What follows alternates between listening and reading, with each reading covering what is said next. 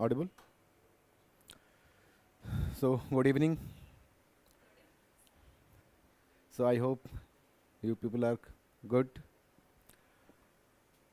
So, this is the second class of our revision series. And here today we have to take note of the Indus Valley civilization,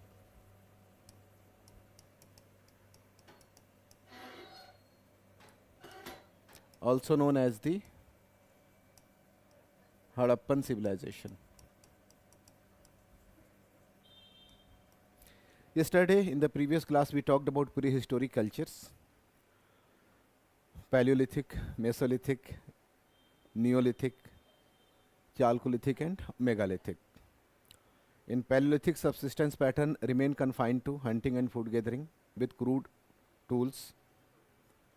In the Mesolithic time, the most remarkable development was the climate change.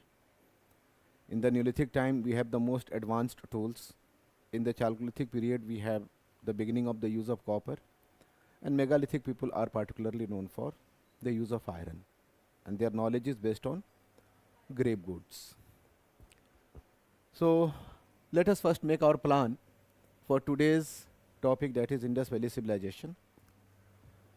Here we can make some general remarks about the civilization which can be given as statements, and they can ask you whether that statement is correct or incorrect. Then we can take note of some facts related to the discovery of the civilization. Then we can also take note of the issues related to chronology of the civilization. Then the fourth, we can take note of the extent of the civilization. And while taking note of the extent of the civilization, we can also talk about some important sites of the civilization and some major findings related to them. Then fifth, we can take note of the traits of the civilization or characteristics of the civilization. Then we can also take note of some issues related to the rise and decline of the civilization. This segment is particularly important for statement based questions. And then seventh, we can also take note of the causes of the decline of the civilization. So this way, in this topic, that is the Indus Valley civilization, we can take note of these 7 dimensions. Some of them are related to crude details, some of them are related to some understanding, analysis also, because in PT, in UPSC, we also have some analytical questions which are disguised in form of statement based questions. So let us proceed now, and if we take note of the first dimension, that is the general features or general characteristics of the civilization. So here we can say one thing, that this is one of the earliest river basin civilization. One of the earliest river basin civilization. Here we have the river Indus and its tributaries. Indus and its tributaries, mostly in the northwestern part of the Indian subcontinent. The area is northwestern part of the Indian subcontinent. The maximum part of the civilization, we can say, today is in the Punjab, both eastern Punjab and the western Punjab, and we can say northwestern parts of the subcontinent.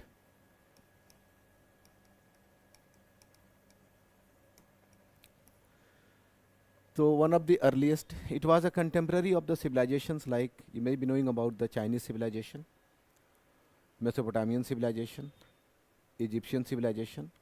All these cultures or civilizations were contemporaries. We are using the term civilization because here at this stage of cultural development we have urbanization. So we can say in the Indian subcontinent it marks the beginning of urbanization. So we can say this represents the example of first urbanization. We are dealing with some details related to the general importance of this civilization. So first, one of the earliest river basin civilizations. Second, the first case of urbanization, and so it is also known as the first urbanization. Now in India, it represents something that is called Bronze Age. And next important thing about this is that it is also example of what is called proto-historic phase. Now what kind of questions are possible? They can give you questions like this: which of the following is, yes, an example of proto-historic phase? So Indus Valley civilization is the best example of proto-historic phase. Yesterday we talked about prehistoric as the cultures and civilizations, not civilizations, cultures, for which written records are not available. Now here in case of proto-historic, we have the development of the art of writing. Some specimens of scripts also are found, but the problem is that they have yet not been deciphered. The Indus Valley civilization belongs to this category. We have specimens of script, but that script has yet not been deciphered. So the Indus Valley civilization belongs to the proto-historic phase. So they can give you statements, which statement is correct or incorrect about the Indus Valley civilization. This is something related to the introductory part, that is general part of the Indus Valley civilization. Now the second thing that we need to take note of is the discovery of the civilization. So here we have some names, some years related to the discovery. Of course, we in books find specific dates related to specific sites, their discoverers, but we should ignore. They can just have current relevance. So here, as a discoverer of the civilization, we have Sir Daya Ram Sahni. He discovered this civilization in the year 1921. Civilization was discovered at a place called Harappa. Harappa is the type site of the civilization, and it is for this reason the civilization is also known as the Harappan civilization. Now Harappa is situated on the bank of river Ravi in a district that is known as Sahiwal district of the Punjab province of Pakistan. Now second important fact about the discovery is that there is a site of this civilization which is the largest site of the civilization, Mohenjo-daro. Its spelling you will find differently in different books. Mohenjo-daro. We are going with the very simple one. So this was discovered by another archaeologist whose name is R.D. Banerjee, and here the year is 1922. Now we have both these archaeologists were working under the guidance of then Director General of Archaeological Survey of India, an organization which had been recently reorganized by the Viceroy Lord Curzon. And name of that person, he is one of the three very famous archaeologists. No, you may have heard of. Here on the margin we can know some archaeologists. For example, we have a very famous archaeologist whose name is Alexander Cunningham. Another archaeologist is Sir John Marshall, and another archaeologist who is associated with the study of Indus Valley civilization is Sir M. Wheeler. Now Sir M. Wheeler was studying the civilization after its discovery in 1940s and 1950s, we can say 1960s also. Alexander Cunningham could not discover this civilization due to some of his misconceptions. And so the credit goes to this person who was appointed as the Director General of Archaeological Survey of India. And these archaeologists, whose name is Dayaram Sahni and R.D. Banerjee, these people were working under his guidance and under the aegis of Archaeological Survey of India. Now, Dayaram excavated the site Harappa, Mohenjo-daro excavated by Sir R.D.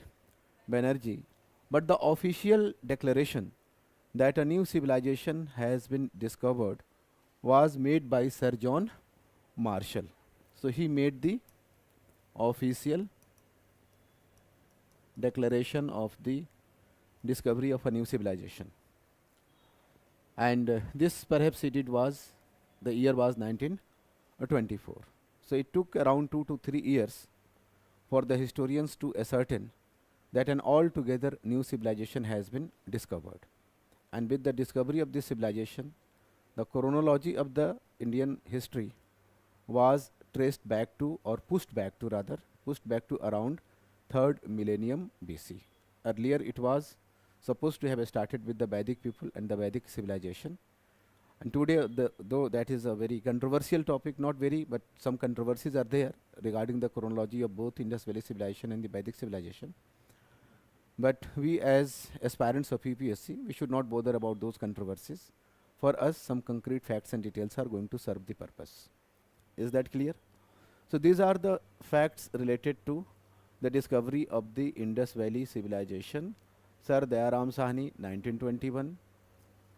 R.D. Banerjee, 1922. Now, if you take note of the location of this second major site, Mohenjo-daro, so this is situated on the bank of river Indus, on the bank of river Indus in the Larkana district, Larkana district of the Sindh province of Pakistan. And then there is a very popular fact you must be knowing, that is what is the literal meaning of Mohenjo-daro. Though UPSC does not ask this kind of question, but just for the sake of general curiosity, the mound of dead, मुर्दों का टीला इन हिंदी इसको कहते हैं. और इसके बाद फिर हमें बात करनी है अगले, आई हैड फॉरगॉटन कि हिंदी वाले भी हैं हमारे बीच में, तो I am sorry for this. मेरे ख्याल से कुछ बहुत ज़्यादा हम लोगों ने डिस्कस नहीं किया है, तो I am trying to be bilingual. ठीक है. सो the third dimension, that is related to chronology of the civilization. This is a little controversial. इसमें थोड़ी सी कंट्रोवर्सी है, इसलिए कि इस सिविलाइजेशन के ओरिजिन और एंड को लेकर कंट्रोवर्सी है. आप ये समझ लो कि अगर this is the trajectory of the Indus valley civilization and this is the mature phase of the civilization. Mature phase of the civilization is the phase which witnessed the development of all the basic cultural markers of the civilization. For example, this phase is associated with bronze, this phase is associated with urbanization, this phase is associated with script, this phase is associated with the typical pottery of the civilization, this is associated with the typical burial system of the civilization. This is about what we can say the town planning of the civilization. No, this way, drainage system, trade, commerce. So all the basic cultural markers with which the civilization is identified, they developed during the mature phase of the civilization. Now, before this, we have, yesterday we discussed, we have Neolithic and Chalcolithic cultures. Neolithic and Chalcolithic. This understanding can help you also in answering a statement based questions. Neolithic and Chalcolithic. After the decline or disappearance of these characteristics, here this side, once again we have something that is called Chalcolithic. This some historian prefer to call pre-Indus some call it early Indus. अब ये कौन pre Indus कहते हैं, कौन early Indus कहते हैं, ये उनके हिस्टोरिकल अप्रोच के ऊपर डिपेंड करता है। कुछ लोग ये मानते हैं कि इंडस वैली सिविलाइजेशन का यहाँ जो डेवलपमेंट हुआ that was a sudden development. अगर आर्कियोलॉजिकल एक्सकेवेशंस की बात करें तो अगर ये ट्रेंच है और ये स्ट्राटिग्राफिकल स्टडीज़ है तो जिसको इंडस लेयर कहते हैं, इनके हिसाब से this layer appears suddenly and disappears suddenly. तो इसका मतलब यह है कि civilization lack local roots and it also lacks historical continuity. तो इसका मतलब है कि सिविलाइजेशन बाहर से आई थी, कुछ इस तरह की अंडरस्टैंडिंग है। तो जो लोग मानते हैं कि सिविलाइजेशन के रूट्स यहाँ पर नहीं थे, फॉरेन इन्फ्लुएंस था या बाहर के लोग आकर इस सिविलाइजेशन को बनाए थे, they prefer to call this cultures neolithic and chalcolithic as pre Indus. लेकिन जो हिस्टोरियंस ये मानते हैं कि everything that was needed for the rise and growth of this civilization was locally available. If you take note of the natural resources, the area was one of the most fertile area of the world. If we take note of the human resources, so people had started cultivating land in that area, as we discussed in the last class, as early as 7000 BC, marking the beginning of Neolithic. And then these Neolithic people were developing mutual contacts, and they also learned the art of using copper. And we have now what is called Chalcolithic stage also, and it was mainly on the basis of these Neolithic and Chalcolithic cultures, their existence and their mutual connections, and the process of something that is known as the process of cultural convergence. We have these characteristics of the Indus Valley civilization. This is one understanding.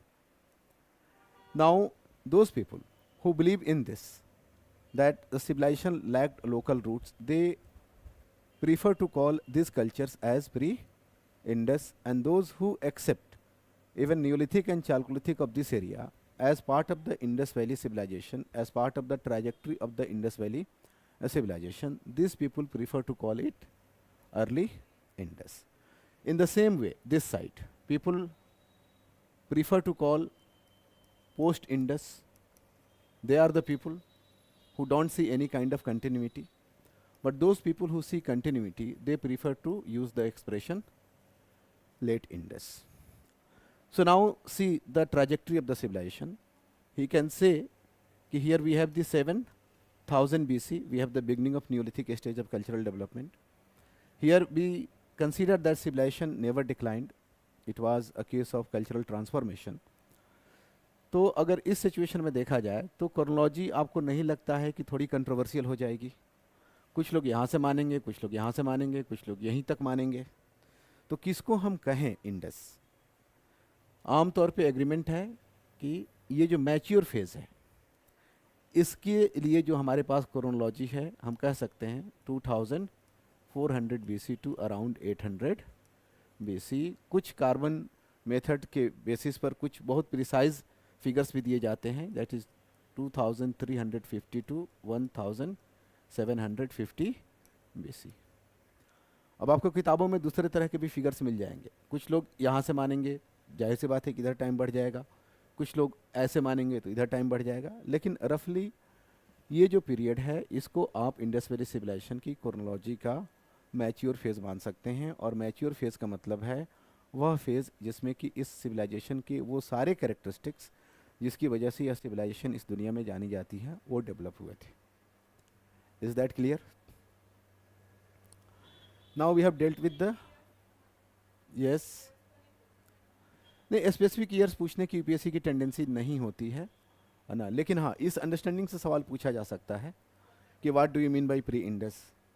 ठीक है, कि pre Indus कौन थे, post Indus कौन थे। जैसे कल हम लोगों ने जो भी लिखा था चालकोलिथिक कल्चर्स, आपको याद होगा, झूखर, झांगर, Kot Diji, सोठी, Siswal, Amri, Nal, they all are part of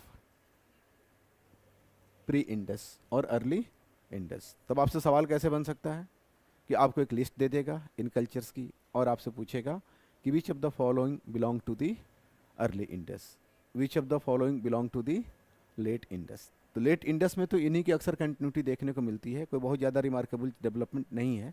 लेकिन pre Indus chalcolithic cultures are particularly important, जिससे कि सवाल पूछे जा सकते हैं। Is this clear?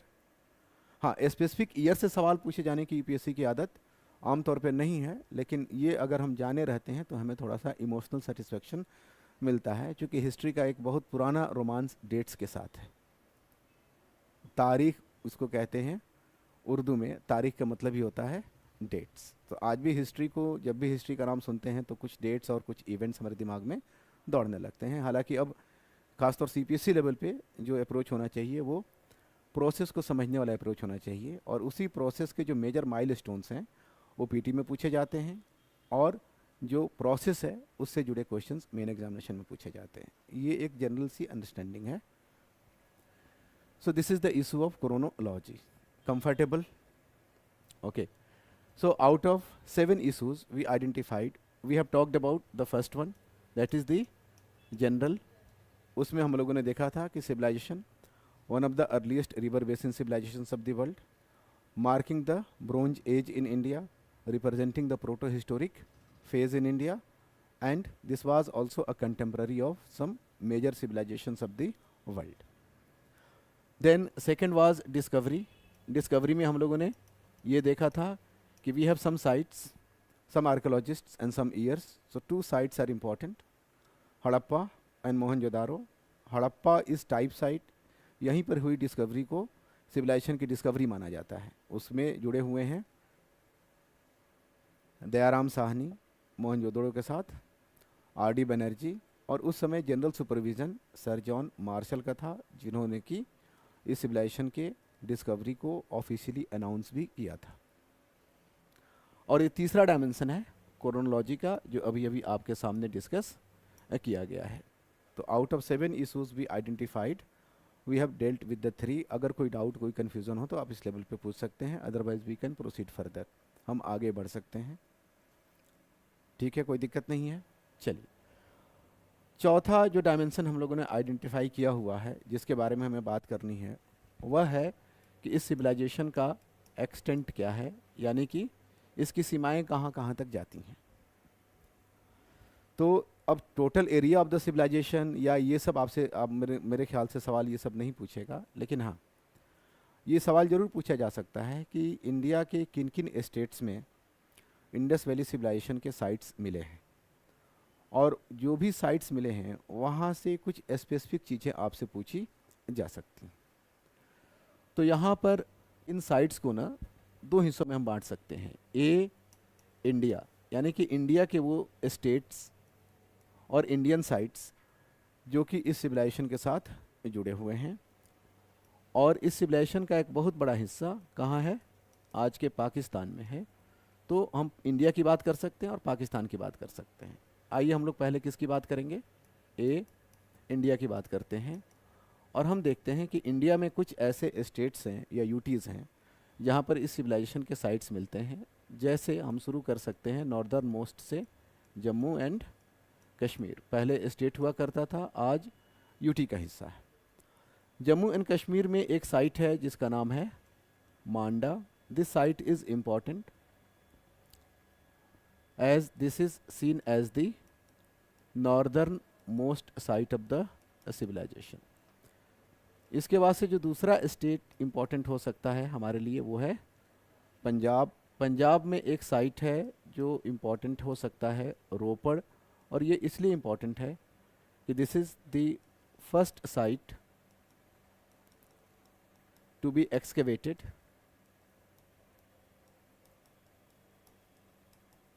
After independence. स्वतंत्रता के बाद पहली बार हम लोगों ने इस साइट को एक्सकेवेट किया था। बहुत सारे इंडस साइट्स थे जो कि पाकिस्तान में चले गए थे। फिर जो तीसरा स्टेट है जहाँ से कि सवाल बन सकते हैं, मेरे ख्याल से यहाँ हिंदी इंग्लिश दोनों में को कोई प्रॉब्लम नहीं आनी चाहिए। इतनी अंग्रेजी तो हिंदी भी समझते हैं और आप समझ सकते हैं, ठीक है ना।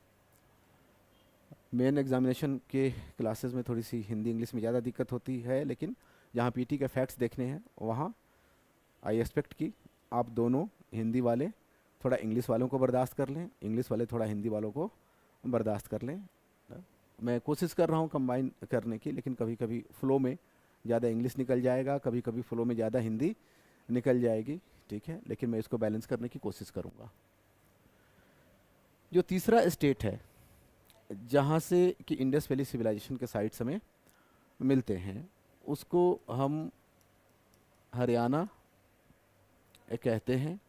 पहले पंजाब का ही हिस्सा था ये। हरियाणा में कुछ इम्पोर्टेंट साइट्स हैं हमारे लिए। एक साइट है राखी गढ़ी। ये साइट आजकल न्यूज़ में भी रहता है, इसलिए कि यहाँ पर आर्कियोलॉजिकल एक्सकवेशन का काम अभी भी चल रहा है। Now at Rakhi Garhi we have concluded that this is the largest site in India. अगर इंडिया के सारे साइट्स की बात की जाए, देखी जाए, तो उनमें सबसे बड़ा साइट है राखी गढ़ी। और भी दूसरे कंटेस्टेंट्स हैं, लेकिन अभी जिस तरह से चीज़ें एग्जिस्ट करती हैं, we can safely accept Rakhi Garhi as the largest site of the Indus valley civilization in India, that is Indian part of this cultural heritage. Haryana में राखी गढ़ी के अलावा भी एक साइट है जिसको कहते हैं बनवाली। बनवाली हमारे लिए इसलिए इम्पॉर्टेंट है कि इस इंडस वैली सिविलाइजेशन की जो भी साइट्स हैं, वहाँ से एग्रीकल्चर के एविडेंस तो मिलते हैं, but we hardly find agricultural tools and implements. उनकी हमें बहुत ज़्यादा क्या, वो हमें मिलते ही नहीं हैं। This is also a surprising thing. आपसे अब स्टेटमेंट वाले क्वेश्चंस कैसे पूछे जा सकते हैं यहाँ पर?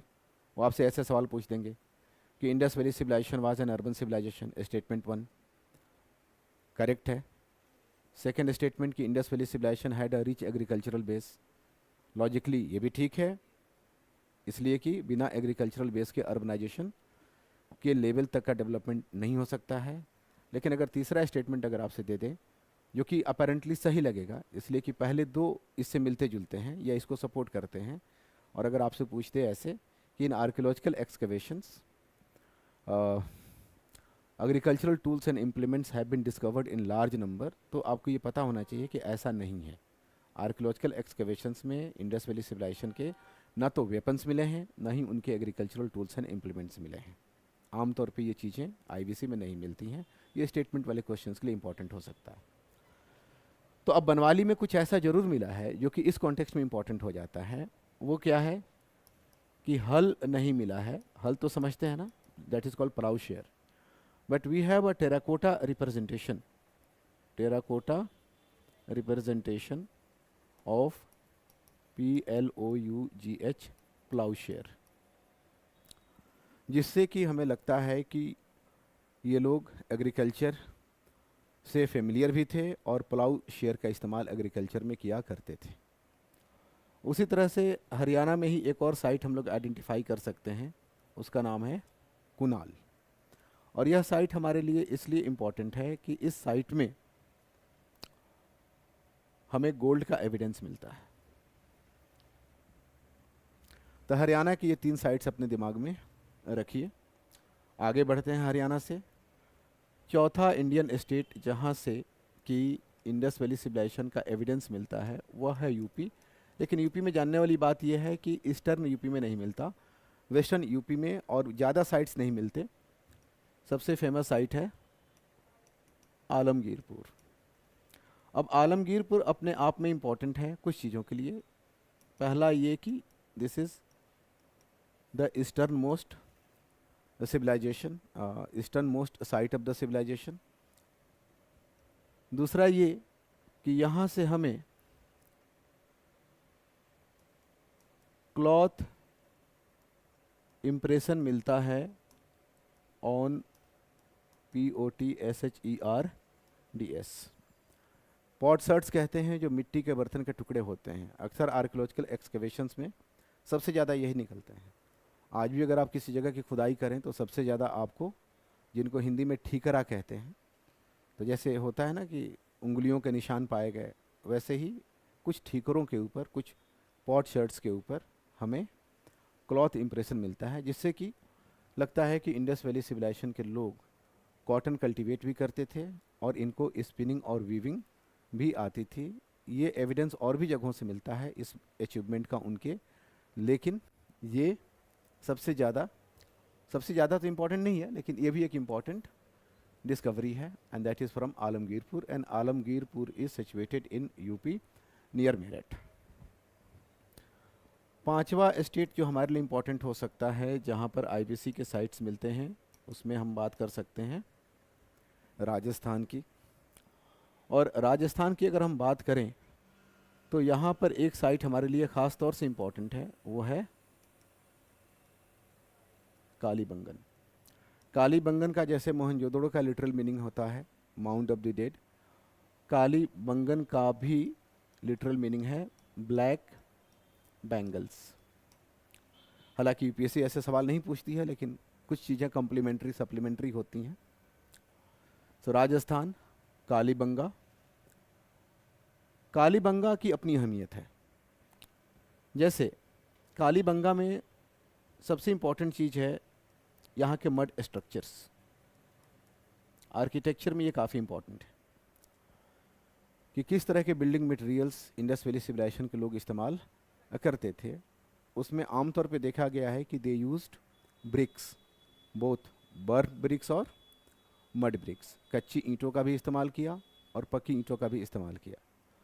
स्टोन का इस्तेमाल बहुत ही रेयर है जो धौलावीरा में दिखाई देता है, लेकिन अगर कोई एक साइट है जिसको कि खास तौर से मड स्ट्रक्चर्स के लिए जाना जाता है तो that site is Kalibangan.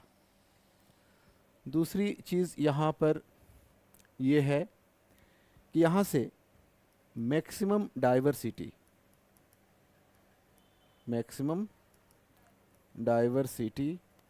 In pottery, ये इंडस वैली सिविलाइजेशन के कल्चरल डाइवर्सिटी को भी रिफ्लेक्ट करता है। यहाँ से 7 अलग अलग तरह के बर्तन पाए गए हैं, 7 टाइप्स आप इसे कह सकते हैं। कालीबंगा में एग्रीकल्चर से जुड़ा भी एक एविडेंस मिलता है, और वो है कि एक जुता हुआ खेत मिला है जिसको प्लाउड या फरोड फील्ड कहते हैं। ये यहाँ का सबसे रिमार्केबल फाइंडिंग है, जो कि ये बताता है कि हल का इस्तेमाल होता था, खेतों को जोता जाता था, एंड ये खेत तब जुता हुआ था। आज उसके ट्रेसेस आर्कियोलॉजिस्ट ने ढूंढ निकाले हैं। ठीक है, तो कालीबंगा को हम किन चीज़ों के लिए जान गए? 3 चीज़ों के लिए। इसके मड स्ट्रक्चर्स के लिए, दूसरा पॉटरी में मैक्सिमम डाइवर्सिटी के लिए, और तीसरा फरोड फील्ड। ठीक है, अब राजस्थान के बाद हमारे पास एक और स्टेट है गुजरात, और गुजरात में बहुत सारे साइट्स हैं आपको, बल्कि हम कह सकते हैं कि जो भी नोटिसेबल साइट्स हैं इंडिया में जिनके बारे में हम लोग अक्सर पढ़ते हैं, they have been mostly found from the Gujarat region. अब यहाँ के साइट्स में हम लोग शुरुआत कर सकते हैं एक ऐसे साइट से जिसको धौलावीरा कहते हैं। आपने कच्छ का नाम सुना होगा, रन ऑफ कच्छ, हाँ उसी इलाके में है ये धौलावीरा। धौलावीरा हमारे लिए क्यों इम्पोर्टेंट है? तो यहाँ पर इस पर यूपीएससी ने पिछले 1-2 सालों में सवाल भी पूछा था। यहाँ पर हमें सबसे बेहतर वाटर मैनेजमेंट का एग्जाम्पल मिलता है, वाटर मैनेजमेंट और वाटर हार्वेस्टिंग। और यहाँ पर बड़े छोटे अराउंड 12 रिजर्वायर्स मिले हैं, 12 रिजर्वायर्स। उसमें से एक जो रिजर्वायर है उसकी सिमिलरिटी मोहनजोदड़ो के ग्रेट बाथ से देखने को मिलती है।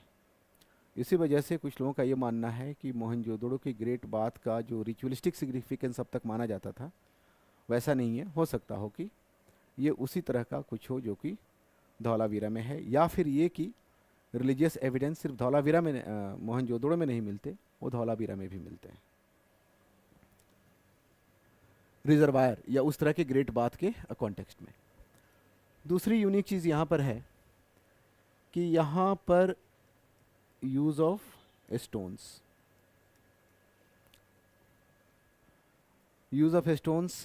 As building material. This is a very remarkable thing about the site. आमतौर पे इंडस वैली सिविलाइजेशन में स्टोन्स का इस्तेमाल एज बिल्डिंग मटेरियल नहीं हुआ है, कहीं कहीं बेसिस में देखने को मिलता है, लेकिन this site which is Dholavira is particularly known for extensive use of what we can say stone masonry. यहाँ पर स्टोन हमें दिखाई देता है। धौलावीरा के बारे में एक तीसरी चीज़ है कि यहाँ पर एक साइन बोर्ड मिला है जिसमें कि 10 लेटर्स हैं या 10 कैरेक्टर्स हैं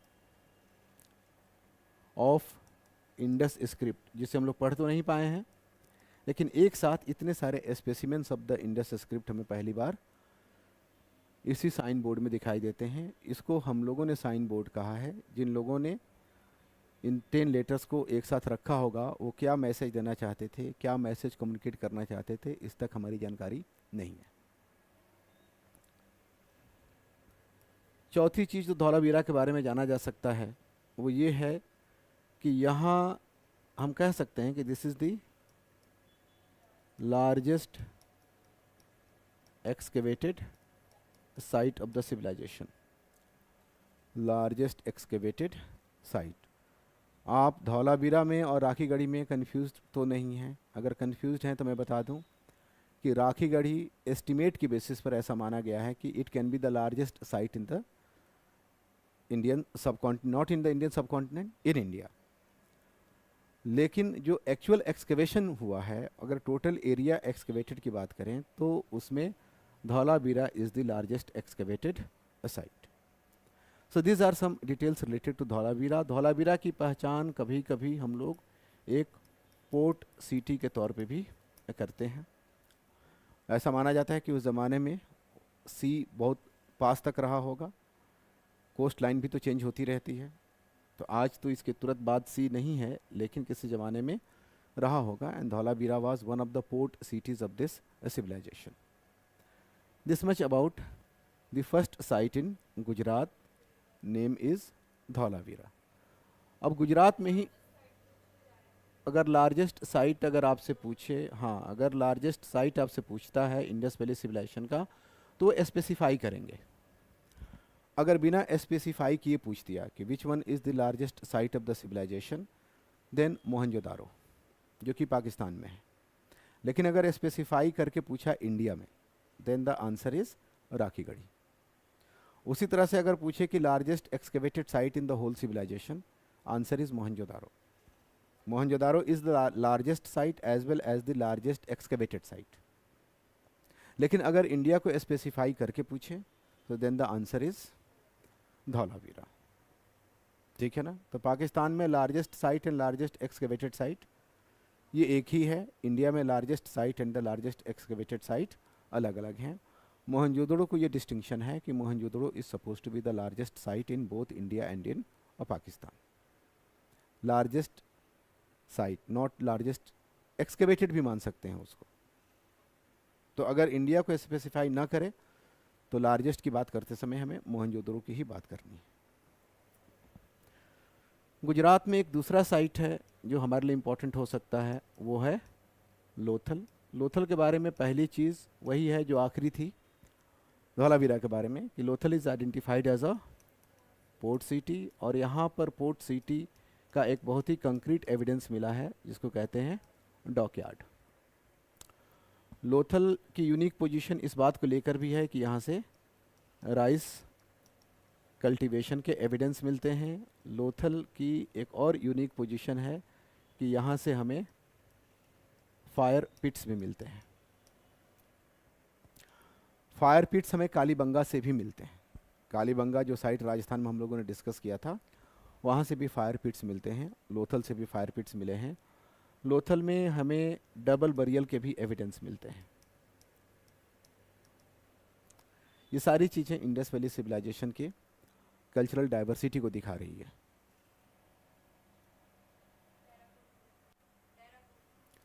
हाँ, यहाँ से एक और चीज़ मिली है जिसको हम कह सकते हैं एविडेंस ऑफ हॉर्स। हॉर्स वैसे तो कंट्रोवर्शियल एनिमल है। जनरल पोजीशन ये है कि people of Indus valley civilization were not familiar with this horse, लेकिन कहीं कहीं से कुछ हिस्टोरियंस ने कुछ चीज़ें ढूंढ निकाली हैं जिनको मानते हैं कि वो हॉर्स का एविडेंस देती हैं। एक ऐसा ही एविडेंस हमें धौलावीरा से भी मिला है। वहाँ है टेरा कोटा, हम कह सकते हैं टेराकोटा रिप्रेजेंटेशन ऑफ हॉर्स, या हॉर्स से मिलता जुलता एक जानवर। इंडस वैली सिविलाइजेशन में हॉर्स एक थोड़ा कंट्रोवर्शियल एनिमल है, और ये कंट्रोवर्सी सिर्फ एकेडमिक नहीं है, कुछ हद तक पॉलिटिकल भी है। वैसे जब कोई बहुत चीज़ कंट्रोवर्शियल हो जाती है तो यूपीएससी आमतौर पे उसको अवॉइड कर देती है। So this much about the second important site in Gujarat, site is Lothal. एक और साइट है गुजरात में जो कि हम लोग देख सकते हैं, वो है Rangpur. This is the third site in Gujarat. Rangpur में एक खास तरह की मिट्टी का बर्तन मिला है जिसको हम लोग कहते हैं रेड लस्ट्रस वेयर। यह भी इंडस वैली सिविलाइजेशन की कल्चरल डाइवर्सिटी यानी कि सांस्कृतिक विविधता को दिखाने वाला एक बहुत ही इम्पॉर्टेंट फैक्ट है। और यहाँ पर एक चीज़ और है, जैसे लोथल में देखा था हम लोगों ने, राइस कल्टीवेशन का एविडेंस मिलता है। कुछ हिस्टोरियंस इसको डाउट करते हैं, लेकिन आमतौर पे माना जाता है कि गुजरात के जो साइट्स थे या गुजरात का जो इलाका है उस इलाके में राइस कल्टीवेशन होता था, और कुछ साइट्स से राइस कल्टीवेशन के हमें एविडेंस भी मिलते हैं। Is that clear?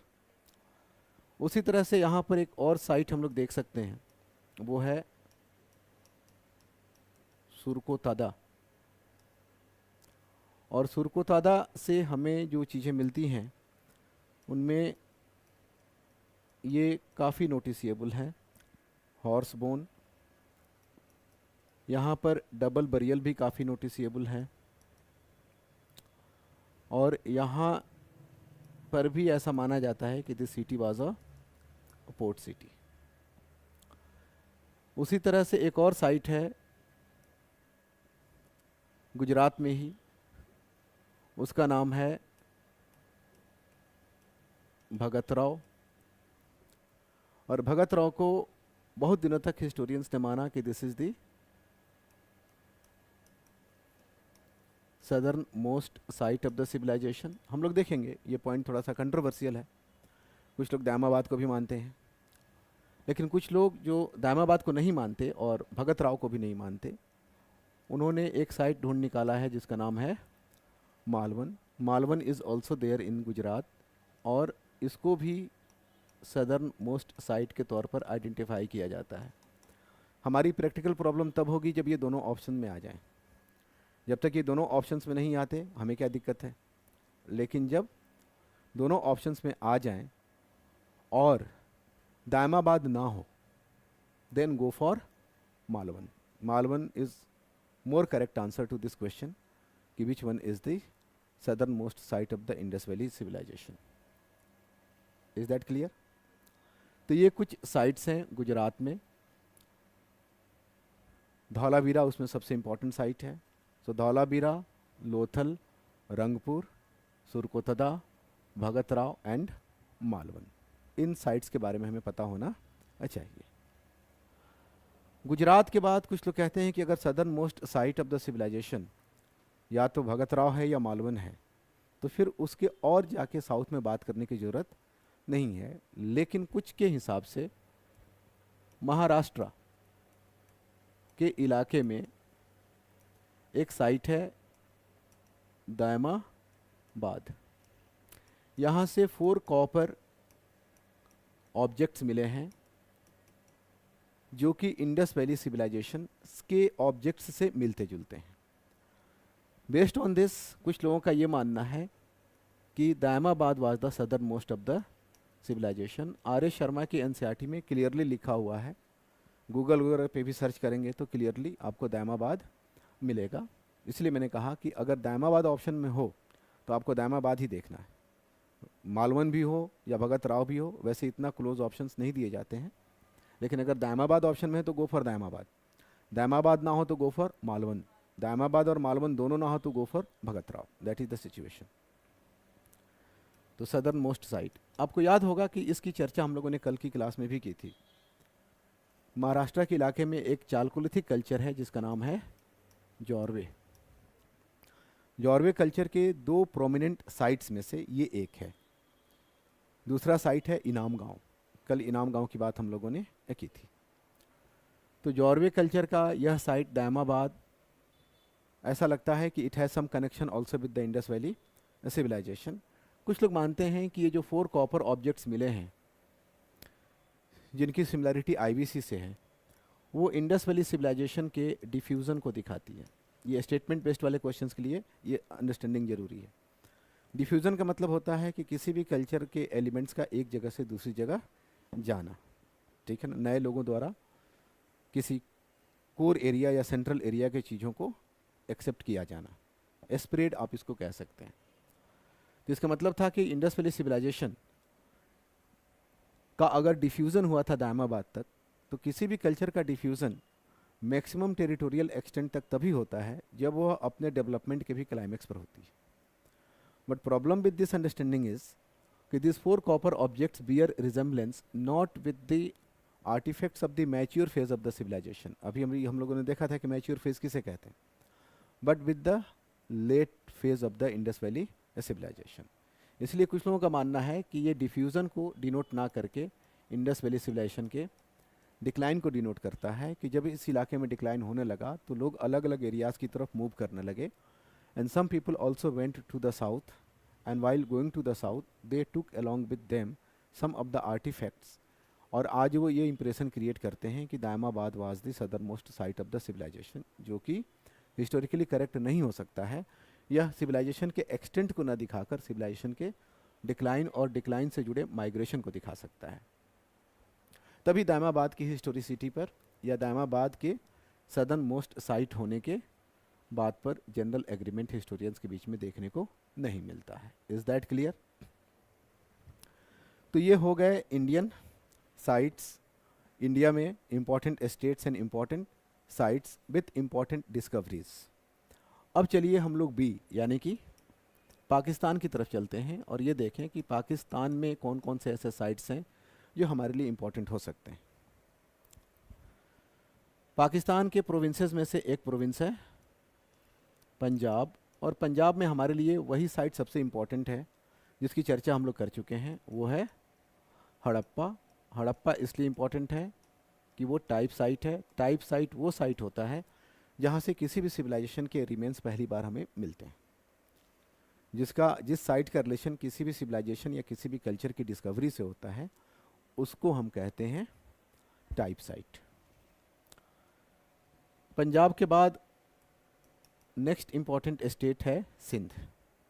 सिंध में हमें सबसे इम्पॉर्टेंट साइट मिलता है मोहनजोदारो, और मोहनजोदारो से बहुत तरह की चीज़ें मिली हैं जिसकी चर्चा हम लोग कर सकते हैं। पहली बात तो ये हम लोगों ने देखा था कि इसका लिटरल मीनिंग है माउंट ऑफ द डेड। दूसरी बात ये है कि ये इंडस वैली सिविलाइजेशन का लार्जेस्ट साइट है, लार्जेस्ट एक्सकेवेटेड साइट भी है, और ये कि ये इंडस वैली इंडस रिवर के किनारे है, लरकाना डिस्ट्रिक्ट में है। लेकिन कुछ स्पेशल चीज़ें हैं यहाँ इसके साथ जुड़ी हुई, उनकी बात हम लोग कर सकते हैं। जैसे यहीं से हमें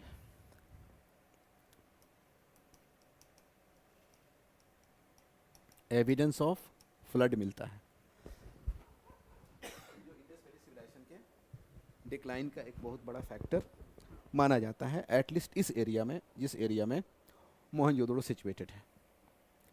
ये लगता है कि बाढ़ बार बार आई, उसको कहते हैं फ्रीक्वेंट इनंडेशन, और I am sorry for this, लगभग 7 टाइम्स बाढ़ के एविडेंस मिलते हैं मोहनजोदड़ो से। मोहनजोदड़ो से हमें ह्यूमन स्केलेटन्स भी मिलते हैं स्कैटर्ड ऑन द ग्राउंड, और वो भी हमें इंडस वैली सिविलाइजेशन के डिक्लाइन में एक जो थियरी है जो कहती है कि फॉरेन इन्वेजन और external invasion was responsible for the decline of the civilization, उससे जुड़ा यह फैक्ट मिलता है। कुछ लोग क्लाइमेट की बात करते हैं, इकोलॉजिकल इम्बैलेंस की बात करते हैं, कुछ लोग ह्यूमन फैक्टर या ह्यूमन इन्वेजन की बात करते हैं। तो इन दोनों से जुड़े फैक्ट्स हमें मोहनजोदड़ो से मिलते हैं। फिर मोहनजोदड़ो से कुछ बहुत ही इंपॉर्टेंट पब्लिक स्ट्रक्चर्स मिले हैं।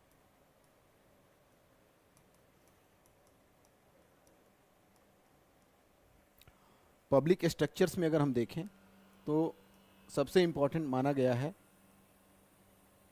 ग्रेट बाथ को, जो कि ऐसा स्ट्रक्चर है जिसको कि रिलीजियस स्ट्रक्चर कहा जा सकता है या लोगों ने कहा है। दूसरा जो स्ट्रक्चर है यहाँ पर उसे हम कहते हैं ग्रेट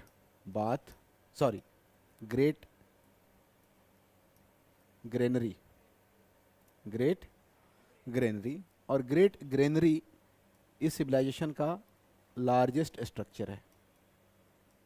अगर पूछा जाए कि सबसे बड़ा स्ट्रक्चर इस सिविलाइजेशन का कौन है, तो that structure is great granary, found at which site, found at Mohenjodaro. Mohenjodaro से रिलेटेड कुछ और चीज़ें मैं इधर लिखने की कोशिश कर रहा हूँ। मिनिमाइज करते हैं इसको। मैं इसको चेंज ही कर देता हूँ, यहाँ बीच में लिखता हूँ कि वी हैव दिस ग्रेट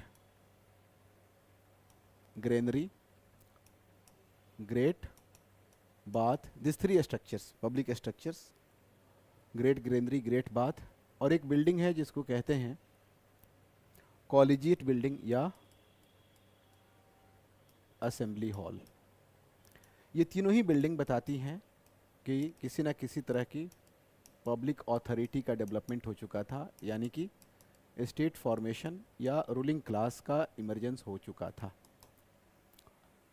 ये उसके बड़े ही स्ट्रॉन्ग एविडेंस के तौर पर देखा जाता है। अब इनका इस्तेमाल कैसे हो सकता है कि अब वो आपको स्टेटमेंट बेस्ड क्वेश्चंस भी पूछ सकते हैं कि Indus valley civilization was not a stateless civilization. दूसरा स्टेटमेंट कि in the civilization we find evidence of the public buildings और पब्लिक स्ट्रक्चर्स। तो ये दोनों स्टेटमेंट करेक्ट भी है और दोनों एक दूसरे को एक्सप्लेन करते हैं, इसलिए कि इंडस वैली सिविलाइजेशन के पॉलिटिकल लाइफ के बारे में हमारी जानकारी रिटन रिकॉर्ड्स के ऊपर ना होकर आर्कियोलॉजिकल फाइंडिंग्स के ऊपर है। और उन आर्कियोलॉजिकल फाइंडिंग्स में सबसे इम्पॉर्टेंट हैं वो पब्लिक स्ट्रक्चर्स जिनका प्राइवेट इस्तेमाल नहीं होता होगा, और अगर पब्लिक स्ट्रक्चर्स थे तो दैट सिंपली मीन्स कि there was some sort of public authority also. Clear है ये? मोहनजोदारो से और भी चीज़ें मिलती हैं हमें, जैसे कि एक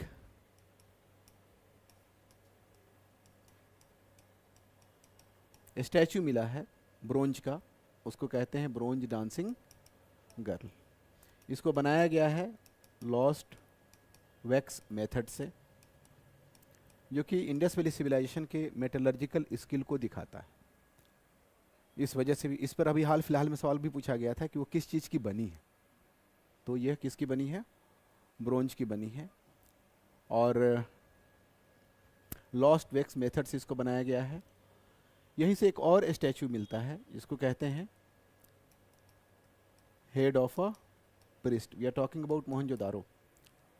किताबों में एनसीईआरटी वगैरह में इसका इलस्ट्रेशन भी देखा होगा आपने, head of priest.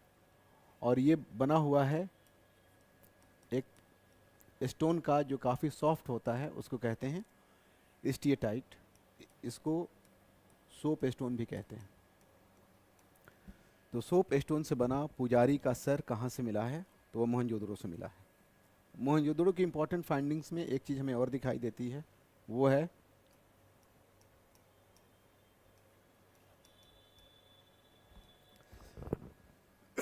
Pashupati seal. Pashupati seal पर हमें कुछ जानवर दिखते हैं, कुछ एनिमल्स दिखते हैं, और एक डेटी का पिक्चर है जिसको कहते हैं हॉर्न्ड डेटी। और कभी कभी इसको प्रोटोटाइप ऑफ लॉर्ड शिवा के तौर पे भी देखा जाता है। हॉर्न डेटी, हॉर्न डेटी को योगी भी कहते हैं। योगी इसलिए कहते हैं कि that deity is sitting in a यौगिक पोस्चर, और इनको पशुपति भी कहते हैं। वो इसलिए कहते हैं कि this deity is surrounded by animals. अगर उन एनिमल्स की बात करें, सराउंडेड बाई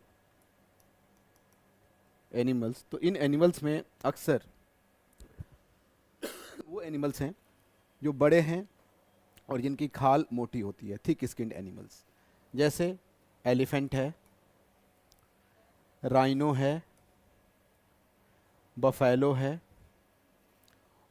टाइगर, ये थोड़ा सा अलग तरह का है, और डियर, यस एंटीलोप, डियर भी है। ये 5 जानवर इस देवता को घेर के बैठे हैं और इसी वजह से पशुपति भी कहते हैं। वी नो कि our lord Shiva is also connected with animals. तो लगता है कि the idea of lord Shiva gradually developed and in its development important role played also by the Indus Valley civilization and its inhabitants. Is that clear? So this much about Mohenjodaro. Mohenjodaro के बारे में ये सारे important facts थे जो कि हम लोगों ने डिस्कस किया। 2 important डिस्कवरी किसके साथ जुड़ा हुआ है? एक चीज़ और लिख सकते हो मोहनजोदारो से मिलने वाली चीज़ों में, यहाँ से कॉटन फैब्रिक भी मिल गया है, यानी कि बहुत ही क्लियर और कंक्रीट एविडेंस मिल जाता है हमें इंडस वैली सिविलाइजेशन के स्पिनिंग और वीविंग का। Cotton fabric that is a piece of cloth, वो अभी हमें इंडस वैली सिविलाइजेशन में मोहनजोदारो से मिलता है। तो Mohenjodaro is about flood, about external invasion, about bronze dancing girl, head of the priest Pashupati, seal. Mohenjo-daro is also about public structures, the Great Bath, the Great Granary, and an assembly hall or collegiate building, suggesting the presence of some sort of political or public authority. इतना जाने मोहनजोदड़ो के बारे में, बाकी छोड़ सकते हैं हम लोग।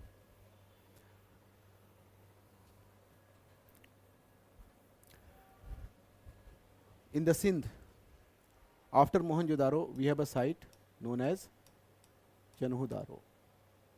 अभी हम किसकी बात कर रहे हैं? We are talking about sites found in Pakistan. In Pakistan, we are talking about the province called Sindh. In Sindh, the first site that we discussed was Mohenjo-daro. Now the second site, that is Chanhu-Daro. अब चन्हू-दारो में हमें जो evidence मिलता है, इसको identify किया गया है कि this is a craft site, यानी कि लगता है कि इस सिविलाइजेशन का एक बहुत ही इम्पॉर्टेंट मैन्युफैक्चरिंग सेक्टर था ये, सेंटर था ये, and such kind of centres are known as craft sites. So one of the craft sites of the civilization. और दूसरी चीज़ यहाँ पर ये है कि यहाँ पर हमें यहाँ के टाउन प्लानिंग में we do not find any division. So no division of the town. Otherwise in Indus architecture we know कि towns and cities were usually divided into 2 parts. कहीं कहीं पर जैसे Dholavira is an exception. You can go back and you can mention it. Otherwise तो revision के लिए ही class चल रही है, आपको भी पता होगा कि Dholavira is a city which is divided into 3 parts instead of the usual plan that is 2 parts. तो इस civilization का usual plan है division of cities into 2 parts. We have some exceptional cities, Mohenjo-daro, Chanhu-daro with no division, and Dhaulavira with triple division. These are 2 exceptional cases. और exceptional cases हमेशा से PT के लिए important माने जाते हैं.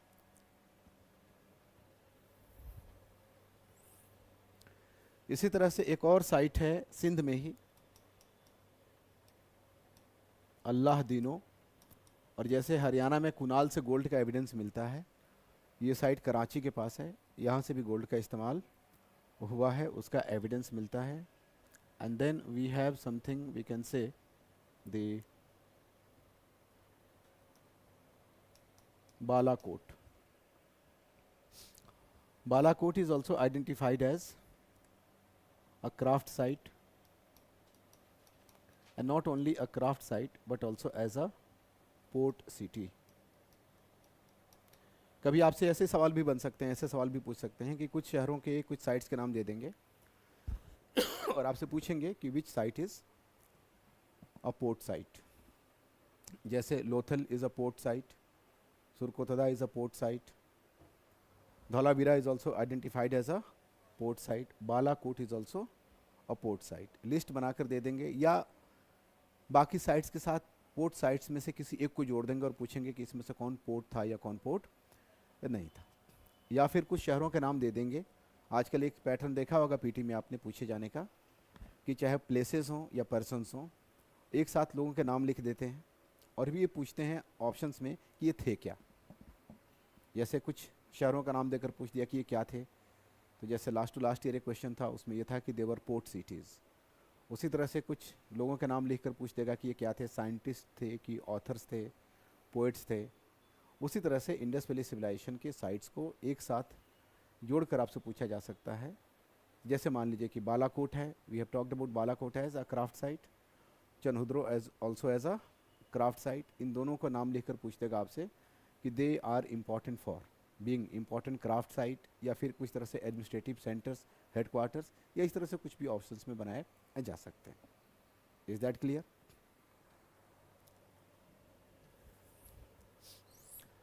अब आइए अगले प्रोविंस की बात करें, पंजाब के. फर्स्ट वाज पंजाब, पाकिस्तान के first was Punjab, second was Sindh. Now we have a state in Punjab known as Baluchistan. अब बलूचिस्तान हमारे लिए क्यों इम्पोर्टेंट है? तो यहाँ पर एक साइट मिला है जिसका नाम है सुतका गेंडोर. और सुतका गेंडोर हमारे लिए इम्पोर्टेंट है इसलिए कि this is western most site of the civilization. और ये इसलिए भी इम्पोर्टेंट है कि this is also one of the port cities of the civilization. Mehrgarh जिसकी चर्चा हम लोगों ने कल की थी, उसको भी हम बलूचिस्तान के साइट में मेंशन कर सकते हैं. मेहरगढ़ तो इस इलाके के साइट्स का ग्रांड पेरेंट ही है. यहीं से न्यूलिथिक की शुरुआत हुई थी इस इलाके में. और मेहरगढ़ में इंडस वैली के ज़माने में भी हैबिटेशन था. And we have a layer that is also associated with the Indus valley civilisation.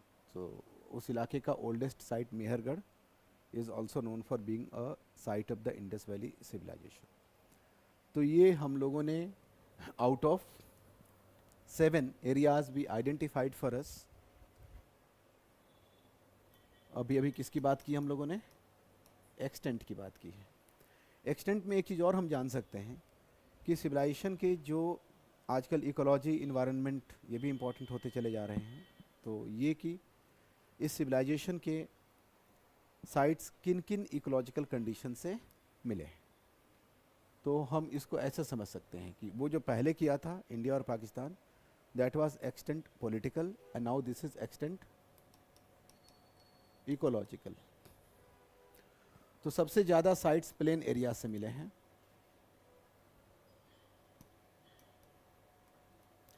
किस तरह के प्लेन्स? जिनको कहते हैं अलूवियल प्लेन्स. ये सबसे मेजर इकोलॉजिकल जोन है जहाँ से कि इंडस वैली सिविलाइजेशन के साइट्स हमें मिलते हैं. प्लेन्स के बाद कुछ हमें साइट्स कोस्टल एरिया से भी मिले हैं. कुछ साइट्स हमें स्वैम्प्स और मार्शी लैंड्स, यानी कि जिसको दलदल कहते हैं, उससे भी मिले हैं. तटवर्ती क्षेत्रों से मिले हैं, जलोढ़ मैदानों से मिले हैं. और कुछ साइट्स हमें डिज़र्ट से भी मिले हैं, जैसे राजस्थान का कुछ इलाका. Hills and forest, proper hills में तो नहीं मिले हैं, लेकिन हम मान सकते हैं कि हिल्स एंड फॉरेस्ट में यह सिविलाइजेशन सबसे कम है, नहीं है, या हिल्स तक जाते जाते ख़त्म हो गई. सो हिल्स एंड फॉरेस्ट रेयर कह सकते हैं अगर कहीं रहा होगा. जैसे मांडा का जो इलाका है जम्मू के पास, वो कुछ ऐसा इलाका है जो कि हिल्स को बॉर्डर करता है, लेकिन उसके बाद वो हिल्स उसके बाद ही शुरू होते हैं, मेजर हिल्स। तो प्लेन्स सबसे ज़्यादा कहाँ से मिले हैं? अलुवियल प्लेन्स से मिले हैं, इंडस वैली सिविलाइजेशन के साइट। यहाँ पर सीधे पीटी का क्वेश्चन बन सकता है।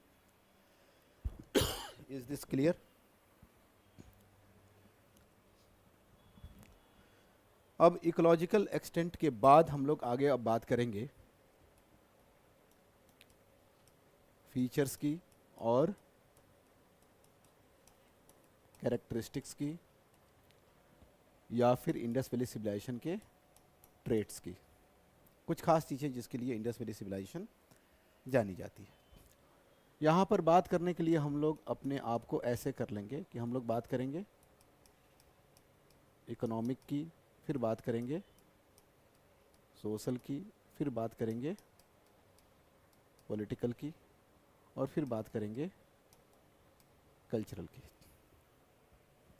यानी कि इकोनॉमिक फीचर्स और characteristics of the civilisation, social features और characteristics of the civilisation, political features and characteristics, cultural features and characteristics. हालांकि इकोनॉमिक, सोशल एंड पॉलिटिकल को कल्चर से अलग नहीं कर सकते, ये बात हम लोग समझ सकते हैं। ठीक है, तो अब यहाँ पर कल्चरल डायमेंशन को इंक्लूड ही कर लिया जाए, वो ज़्यादा बेहतर होगा। तो पहले शुरू करते हैं इकोनॉमिक्स से। हमें पता है कि इकोनॉमी में 3 सेक्टर्स होते हैं। ए, जिसको प्राइमरी कहते हैं, वो क्या है? एग्रीकल्चर। बी, जिसको क्राफ्ट कह सकते हैं, मैन्युफैक्चरिंग, सेकेंडरी सेक्टर। आज इंडस्ट्री कहते हैं, तब क्राफ्ट कह सकते हैं। और एक चीज़ ध्यान रखिए कि craft and art in pre industrial societies ये एक ही होते हैं। जो आर्ट के एग्जांपल्स हैं, स्पेसिमेंस हैं, वो क्राफ्ट के भी हैं, और जो क्राफ्ट के हैं वो आर्ट के भी हैं। और तीसरी चीज़ हम लोग बात कर सकते हैं इनके ट्रेड की बात कर सकते हैं। ट्रेड में भी आपको पता है कि we have local trade, we have internal trade, we have external trade. ये इम्पॉर्टेंट नहीं है हमारे लिए, ये भी इम्पॉर्टेंट नहीं है हमारे लिए, सबसे ज़्यादा इम्पॉर्टेंट है एक्सटर्नल ट्रेड। इस तरह के फैक्ट्स और डिटेल्स की बात हम लोग करने जा रहे हैं। तो इकोनॉमी की बात करते समय आइए हम लोग बात करते हैं किसकी? एग्रीकल्चर की, कि ऐसा क्या है। तो एक तो ये है कि हमारे पास इस बात के एविडेंस हैं कि एग्रीकल्चर का जो बेस था वो क्या था? रिच था। Without agricultural production, without surplus production in agriculture, economy कभी अर्बनाइजेशन के लेवल तक डाइवर्सिफाई कर ही नहीं सकती है। यानी कि बिना rich agricultural base we can not have what is called urbanization, because urbanization is a function of diversification of economic activities, and diversification of economic activities involve nothing but a shift from primary sector to secondary and tertiary sectors. तो जब economic activities का expansion होता है, only then we have something that we can say urbanization, और जब contraction होगा तो that is called deurbanization. Is that clear? तो रिच एग्रीकल्चरल बेस, इसको ऐसे लिखते हैं, रिच एग्रीकल्चरल बेस, लेकिन quite surprisingly but little evidence. ये एक बहुत ही इंपॉर्टेंट चीज़ है जो कि हमें जानना चाहिए, कि दैट इज़ प्री सपोजिशन कि बिना उसके अर्बनाइजेशन नहीं हो सकता। लेकिन अगर एक्चुअल आर्कियोलॉजिकल फाइंडिंग्स की बात करें और साइट्स की बात करें तो हमें एविडेंस बहुत ही कम मिलता है। और जब ओवरऑल कॉन्टेक्स्ट ये है कि we have little evidence, in that case जो भी एविडेंस हमारे पास मिलते हैं वो हमारे लिए काफ़ी अहमियत रखने लगेंगे। ठीक है ना? Scarcity creates importance. तो एग्रीकल्चर में सबसे पहले तो एविडेंस की बात करते हैं, जिस जनरल रिमार्क के बाद कि एग्रीकल्चर में कहाँ कहाँ एविडेंस मिलता है। तो एक तो ये आम तौर पे हमें क्या मिले हैं? फूड ग्रेन्स मिलते हैं, हमें ग्रेनरीज भी मिलती हैं। ग्रेनरीज जिन शहरों से मिलती है वो हमारे लिए इम्पोर्टेंट हो सकते हैं। इसमें सबसे इम्पोर्टेंट है मोहनजोदारो, जहाँ से कि ग्रेट ग्रेनरी मिली है।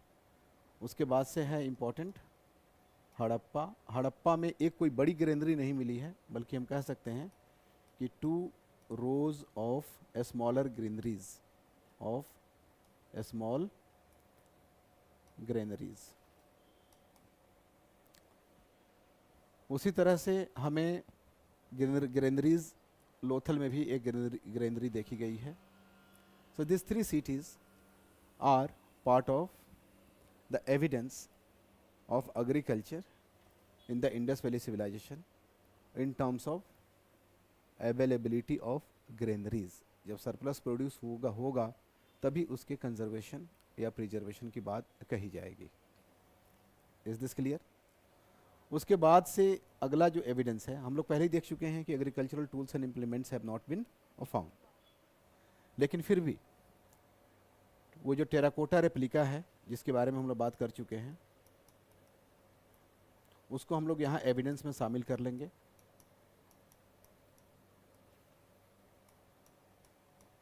और वो जो कालीबंगा का प्राउड फील्ड है उसको भी हम एग्रीकल्चर से जुड़े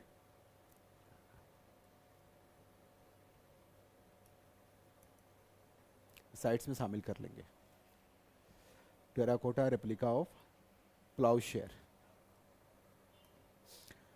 फिर हड़प्पा एक जगह है इस सिविलाइजेशन का जो कि टाइप साइट भी है, वहाँ से कुछ ऐसे क्वार्टर्स मिले हैं जिनको कहते हैं सर्वेंट क्वार्टर्स। ये भी माना जाता है कि ये वर्किंग फ्लोर्स के पास मिले हैं, जैसे उसको हार्वेस्टिंग फ्लोर्स भी आप कह सकते हैं। इसके बेसिस पर यह आमतौर पे माना जाता है कि इंडस वैली सिविलाइजेशन के लोग एग्रीकल्चर से वाकिफ़ थे और खेती करते थे। और लॉजिकली भी अगर देखा जाए तो without rich agricultural base such a high level of economic diversification can not be noticed. Is that clear? अब आइए एग्रीकल्चर के बाद अगर हम चलें या कुछ और चीज़ें एग्रीकल्चर से जुड़ी करें। इकोनॉमिक में हम लोग एग्रीकल्चर की बात कर रहे हैं, अभी एग्रीकल्चर का एविडेंस देखा है हम लोगों ने। इसके बाद अगर हम लोग चलें तो किस तरह के क्रॉप्स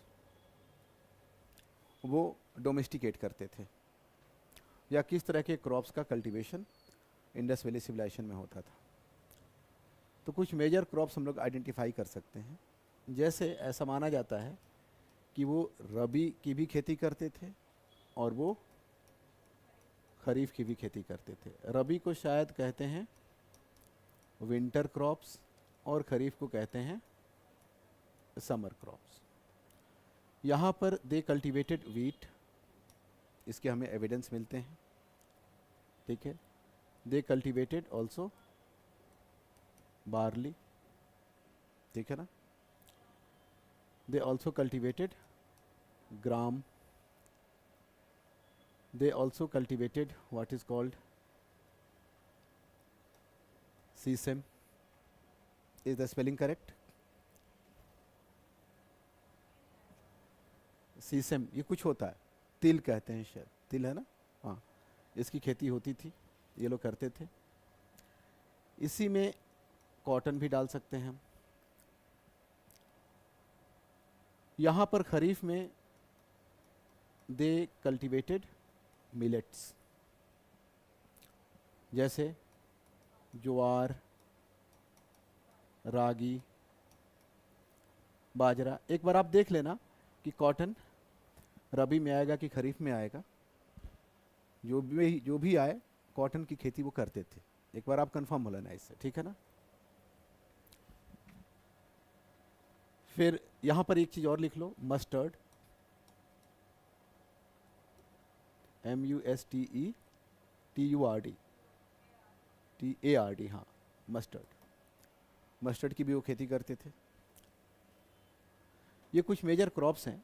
अगर वेजिटेबल्स के बारे में तो हमें नहीं बहुत पता चल पाता है, लेकिन अगर हम बात करें तो they are familiar with melons, they are familiar with grapes, ठीक है ना।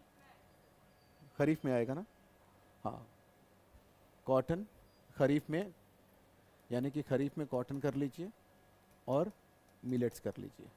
Thank you. Melons grapes, watermelons, grapes, dates, ये उनके कुछ मेजर और फ्रूट्स हैं जिसके साथ ऐसा लगता है कि उनकी फेमिलियरिटी थी। Is that clear? अब क्रॉप्स के अलावा क्रॉप्स के अलावा जब हम एग्रीकल्चर की बात करते हैं तो हम एनिमल्स की भी बात करते हैं, इसलिए कि domestication of animal is part of agriculture और प्राइमरी सेक्टर। तो कुछ एनिमल्स तो वाइल्ड होंगे, कुछ एनिमल्स डोमेस्टिकेटेड होंगे। यहाँ सेग्रीगेट करना, सेपरेट करना थोड़ा मुश्किल होगा और इस तरह के सवाल भी आपसे नहीं पूछे जाएंगे कि कौन सा एनिमल डोमेस्टिकेटेड था, कौन सा वाइल्ड था। तो हम एक कॉमन लिस्ट बना लेते हैं उन एनिमल्स की जिसके साथ इंडस वैली सिविलाइजेशन के लोग वाकिफ़ थे। इससे पूछा जा सकता है कि Indus valley civilization was familiar with which of the following animals. इस तरह के क्वेश्चंस बन सकते हैं। तो उसको देखने के लिए अगर हम लोग देखें तो एक एनिमल है जिसकी पहचान हम लोग आज तक कर नहीं पाए हैं। ये कौन सा एनिमल है? लेकिन इसकी शक्ल मिलती है राइनो से। कुछ लोग मानते हैं कि it was a mythical creature. बार बार इसको इंडस सील्स पर दिखाया गया है। फिर यूनिकॉर्न के अलावा और कौन से एनिमल्स? तो 5 एनिमल्स अभी अभी लिखा था हम लोगों ने, उसको दोबारा रिपीट करने की जरूरत नहीं है। 5 animals on the Pashupati seal, उन एनिमल्स के साथ इनकी फेमिलियरिटी है। उसके अलावा ये गोट जानते थे, शिप्स जानते थे, कैटल जरूर जानते थे। कैटल का ही हिस्सा काऊ है, बिना कैटल के, बिना काऊ के बुल तो हो नहीं सकता। लेकिन थोड़ा सा इनको स्पेशल सिग्निफिकेंस दिया गया है, हम्प्ड बुल्स। वो स्नेक्स से भी वाकिफ थे। इन सब एनिमल्स का कल्चरल सिग्निफिकेंस है। मेन एग्जामिनेशन में सवाल बन सकते हैं। अगर आप पिछले साल के क्वेश्चंस को देखें तो कभी कभी एनिमल्स के कल्चरल सिग्निफिकेंस के ऊपर सवाल पूछे गए हैं। लेकिन यहाँ पीटी में कल्चरल सिग्निफिकेंस को अभी समझना जरूरी नहीं है। अभी बस आप इतना देखें कि this are the animals Indus valley people were familiar with. Yes, dogs भी हैं, कैट भी है, ठीक है, डॉग भी है, कैट भी है। और वो जो मुर्गा मुर्गी होती है उसको क्या कहते हैं अंग्रेजी में, जरा बताना? हैनकॉक तो नहीं कहते हैं, कुछ फोक्स वगैरह कुछ कहते हैं, फाउल्स। नहीं नहीं, फॉक्स नहीं कहते, कुछ कहते हैं, चलो छोड़ो उसको, हटाओ, है ना। मुर्गा मुर्गी दोनों समझ सकते हैं, ठीक है ना। फाउल्स, FOWLS, देखना है स्पेलिंग सही है ये। So features, characteristics of the Indus Valley civilization. We are talking about agriculture. In agriculture, we have taken note of evidence of agriculture. Then we have taken note of the major crops of the civilization. Then we have, ये है ना FOW, spelling ठीक है, हाँ, तो उससे भी ये लोग वाकिफ थे। Then we have taken note of the animals with which they were familiar or they appear to have been familiar. अब एनिमल्स में से एक और क्रॉप्स में से एक, वो जो 2 कंट्रोवर्शियल हैं उनके बारे में कुछ बातें। अगर कंट्रोवर्शियल क्रॉप की बात करें तो that controversial crop is rice. Rice आता है किसमें? खरीफ में। लेकिन खरीफ की लिस्ट में हम लोगों ने इसको मेंशन नहीं किया है। I wanted to handle this controversy separately. आम तौर पे गुजरात के इलाके में कुछ लोग कहते हैं कि civilization was based on rice. Otherwise, wheat was the main crop and the civilization is supposed to be a wheat-based civilization. इसी कॉन्टेक्स्ट में हम लोगों ने 2 साइट्स की बात की थी, if you remember, Rangpur and Lothal, जहाँ से कि राइस कल्टीवेशन के एविडेंस मिलते हैं। लेकिन कुछ हिस्टोरियंस उसको मानते हैं कि these are wild varieties and not the domesticated varieties, जिसको कि कल्टीवेशन के एविडेंस के तौर पर हम लोग नहीं देख सकते हैं। मैटर कंट्रोवर्शियल है, रहेगा, आगे भी रहेगा। लेकिन हमें बस ये जान लेना है कि अगर राइस के बारे में सवाल पूछे तो हम ये कह देंगे कि सिविलाइजेशन के लोग राइस से वाकिफ थे। They were familiar with rice and rice was mostly cultivated in which area? Gujarat area. And this 2 sites, Rangpur and Lothal, are particularly important for that, ठीक है ना। उसी तरह से एनिमल में एक एनिमल इंपॉर्टेंट है हमारे लिए, वो इसलिए कि कंट्रोवर्सी है, और वो कौन सा है? हॉर्स। जो जनरल पोजीशन है वो ये है कि नो फेमिलियरिटी येट, ठीक है, some claims, and these claims of course are driven not only by academic considerations but also by political considerations. हम लोग पढ़ेंगे मेन एग्जामिनेशन में कभी कि इंडस वैली सिविलाइजेशन के बिल्डर्स कौन थे, मेकर्स कौन थे, इसको लेकर सिर्फ एकेडमिक डिबेट एंड डिस्कशंस नहीं होते हैं बल्कि पॉलिटिकल भी होते हैं. The so called Aryas and the so called Dravidas, and the Aryan origin of the civilisation and the Dravida origin of the civilisation. उसमें से वो लोग जो कि सिविलाइजेशन को आर्यन ओरिजिन से रिलेट करते हैं या आर्याज को सिविलाइजेशन के मेकर्स के तौर पे देखते हैं, they have a general tendency to accept horse in the Indus valley civilization, इसलिए कि हॉर्स का बहुत ही क्लोज कनेक्शन है आर्याज के साथ. तो अगर हॉर्स के एविडेंस मिल जाते हैं तो it would be easier to link the Indus valley civilisation with the Rigvedic Aryas या वैदिक आर्याज. लेकिन ऑन द अदर हैंड जो लोग हैं उनका ये मानना है कि Aryans were not the makers of the civilization but the destroyers of the civilization. वो अगर हॉर्स के एविडेंस को मानते भी हैं तो कहते हैं कि ये बाद के दिनों में सुपरफिशियल लेवल पे हॉर्स का एविडेंस मिलता है. इसका मतलब ये है कि कुछ नए लोग जो आए थे जिन्होंने सिविलाइजेशन को डिस्ट्रॉय किया था, वो लोग अपने साथ इस नए जानवर को लेकर आए थे. Otherwise initially the people of this civilization were not familiar with this horse. लेकिन उसके बावजूद भी कुछ ऐसे साइट्स हैं जहाँ पर कि कुछ दावा किया गया है. उन साइट्स में से एक साइट है पिराक. आपसे पूछा जा सकता है कि कहाँ कहाँ किस साइट से हॉर्स के एविडेंस मिलते हैं. पिराक एक साइट है बलूचिस्तान में. ये उसी रास्ते पे है जिस रास्ते से आर्याज का इंडिया में आना माना जाता है. यहाँ से हॉर्स बोन मिला है या ऐसा बोन मिला है जिसको हॉर्स बोन लोग मानते हैं. Then we have here after Pirak even Mohenjodaro. Mohenjodaro is also important for providing evidence of this animal horse.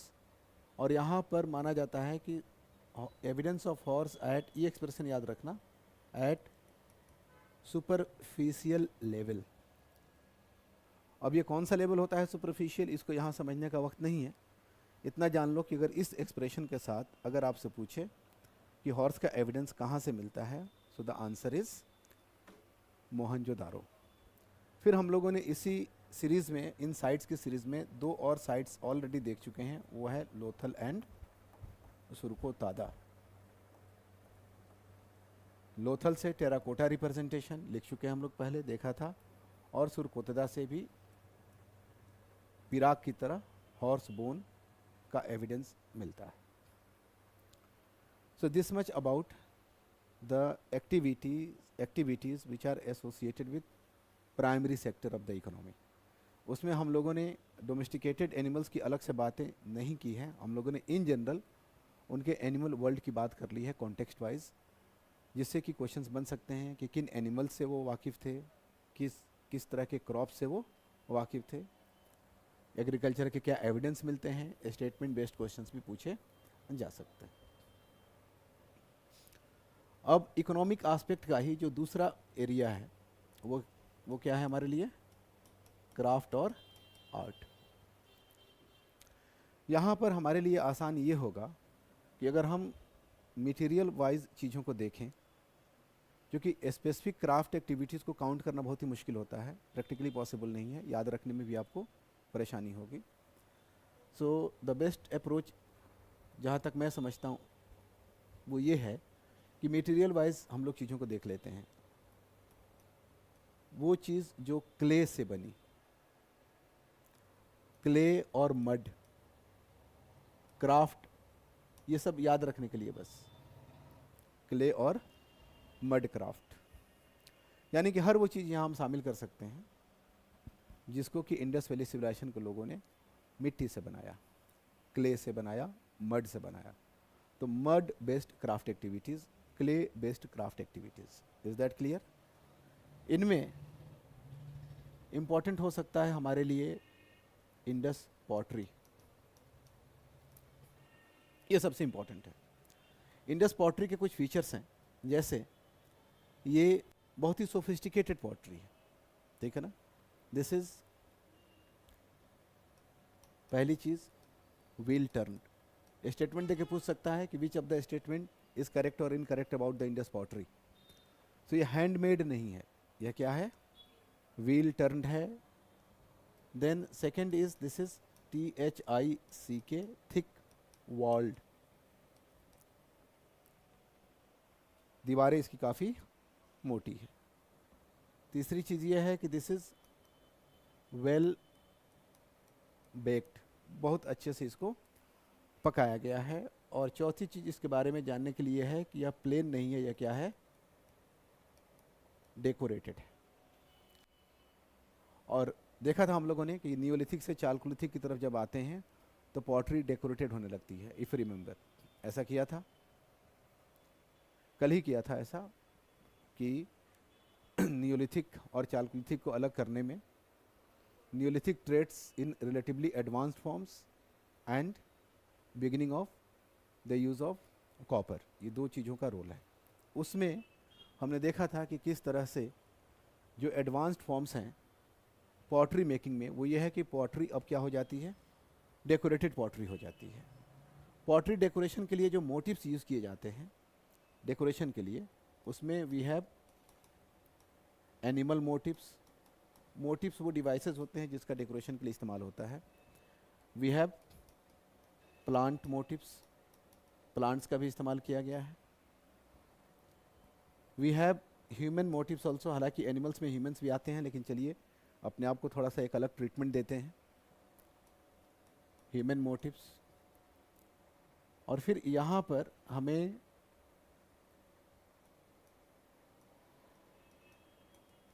Geometrical patterns भी दिखाई देते हैं। क्वेश्चन का नेचर समझ रहे हैं, कैसे क्वेश्चन बन सकते हैं, जियोमेट्रिकल पैटर्न।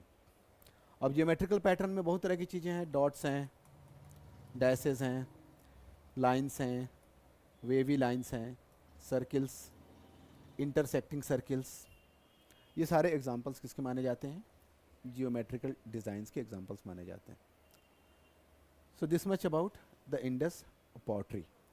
दूसरी चीज़ जो हमारे लिए इम्पॉर्टेंट हो सकती है as part of the mud craft और क्ले क्राफ्ट, वो है, डिटेल्स में मिटा देता हूँ, इसको रखता हूँ,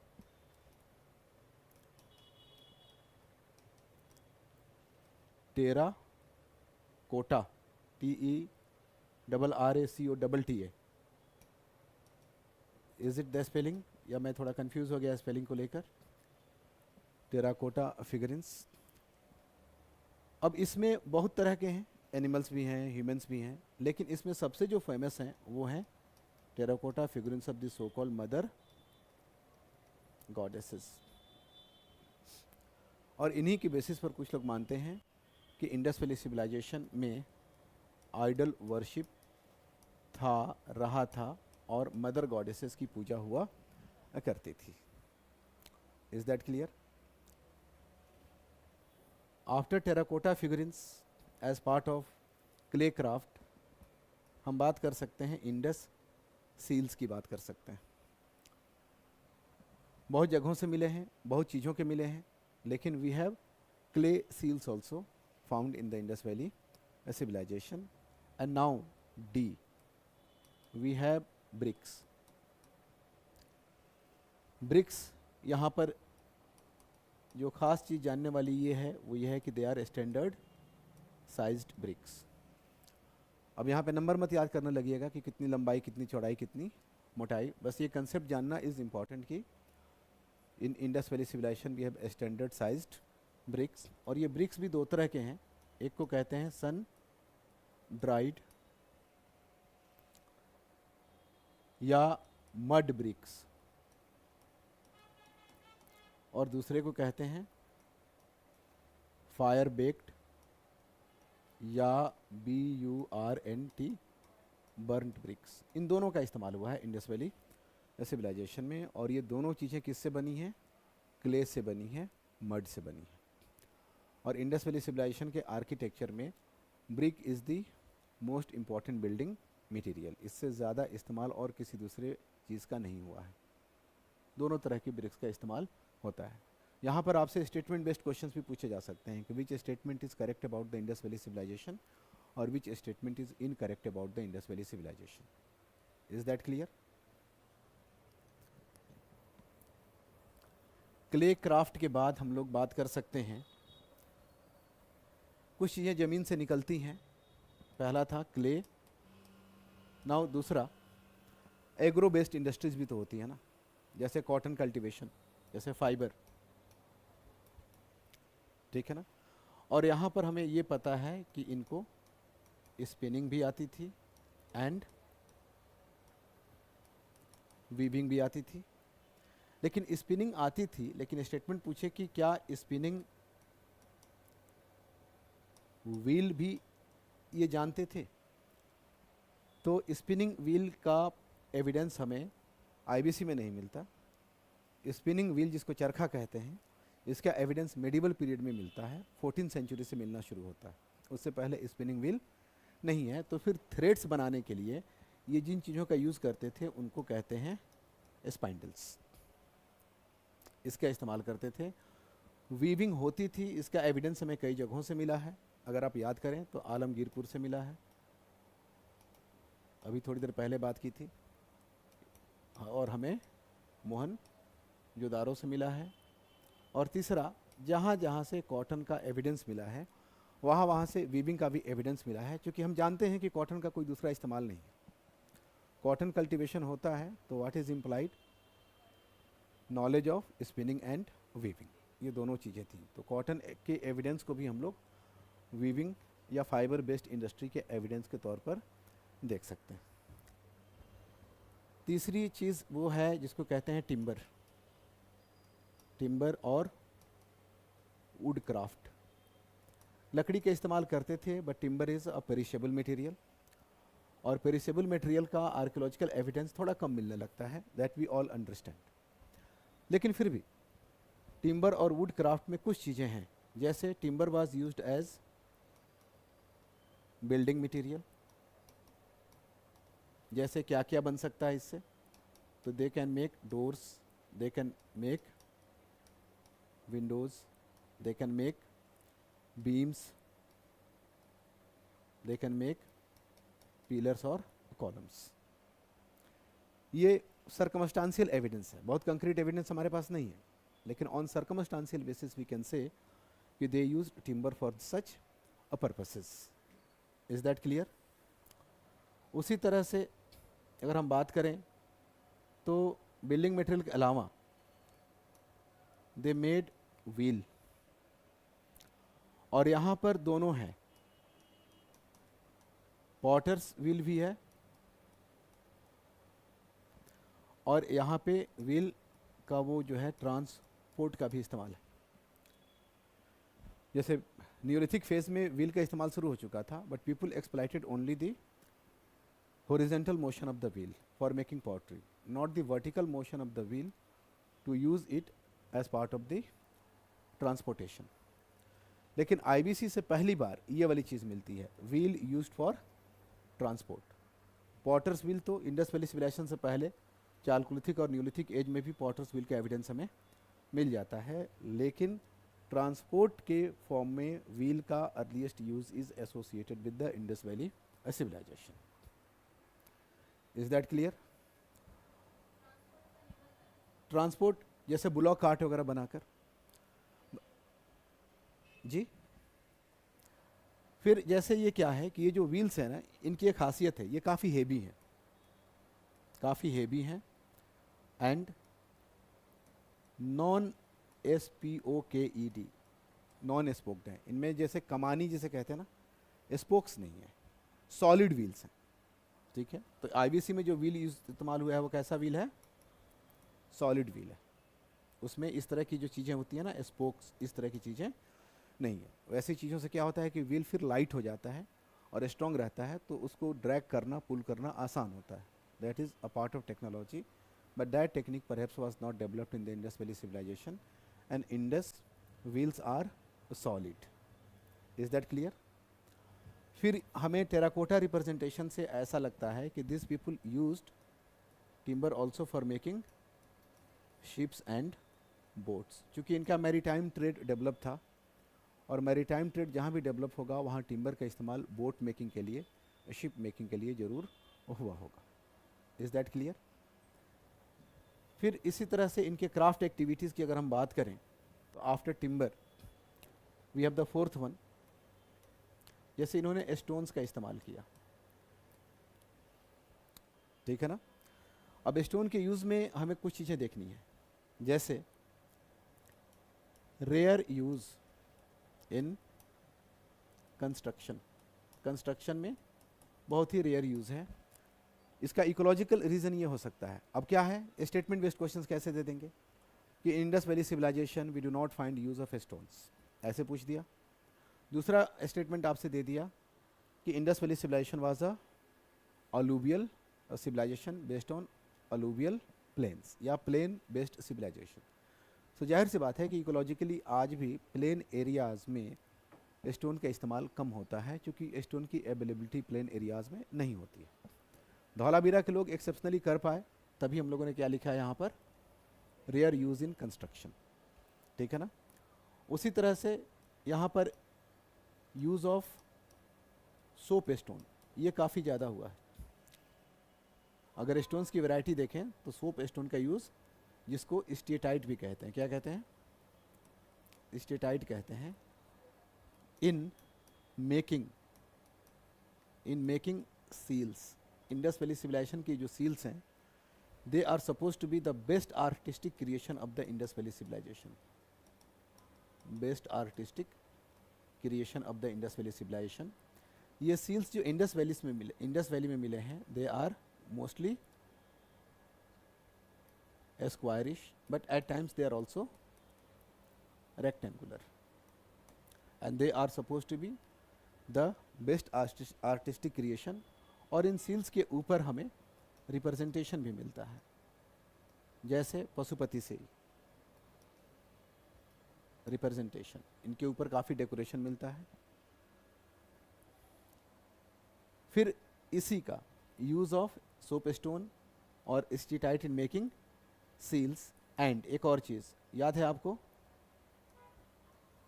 the head of the priest, वो भी किस चीज़ का बना हुआ है, स्टीटाइट का बना हुआ है। इन सारी एक्टिविटीज़ को आप इंडस वैली सिविलाइजेशन के क्राफ्ट एक्टिविटीज़ में भी मेंशन कर सकते हो। Is that clear? उसी तरह से स्टोन्स के ही यूज़ में अगर हम चले आएँ तो we have use of precious stones, use of precious stones for beads and bangles, यानी कि डेकोरेशन के तौर पे, आभूषण के तौर पे, ज्वेलरी के तौर पे उसका इस्तेमाल हुआ है। इसमें जो सबसे इम्पॉर्टेंट है, सबसे सोफिस्टिकेटेड मानी जाती हैं, वो है कार्नेलियन बीड्स। ये सबसे सोफिस्टिकेटेड माने जाते हैं। लेकिन अगर सबसे कीमती देखा जाए तो वो है लैपिस लाजुली। लैपिस लाजुली इसलिए भी इम्पॉर्टेंट है कि that is not found in the Indus valley cultural zone, it is found only in central Asia. तो ये उनके ट्रेड का भी बहुत ही साउंड एविडेंस है।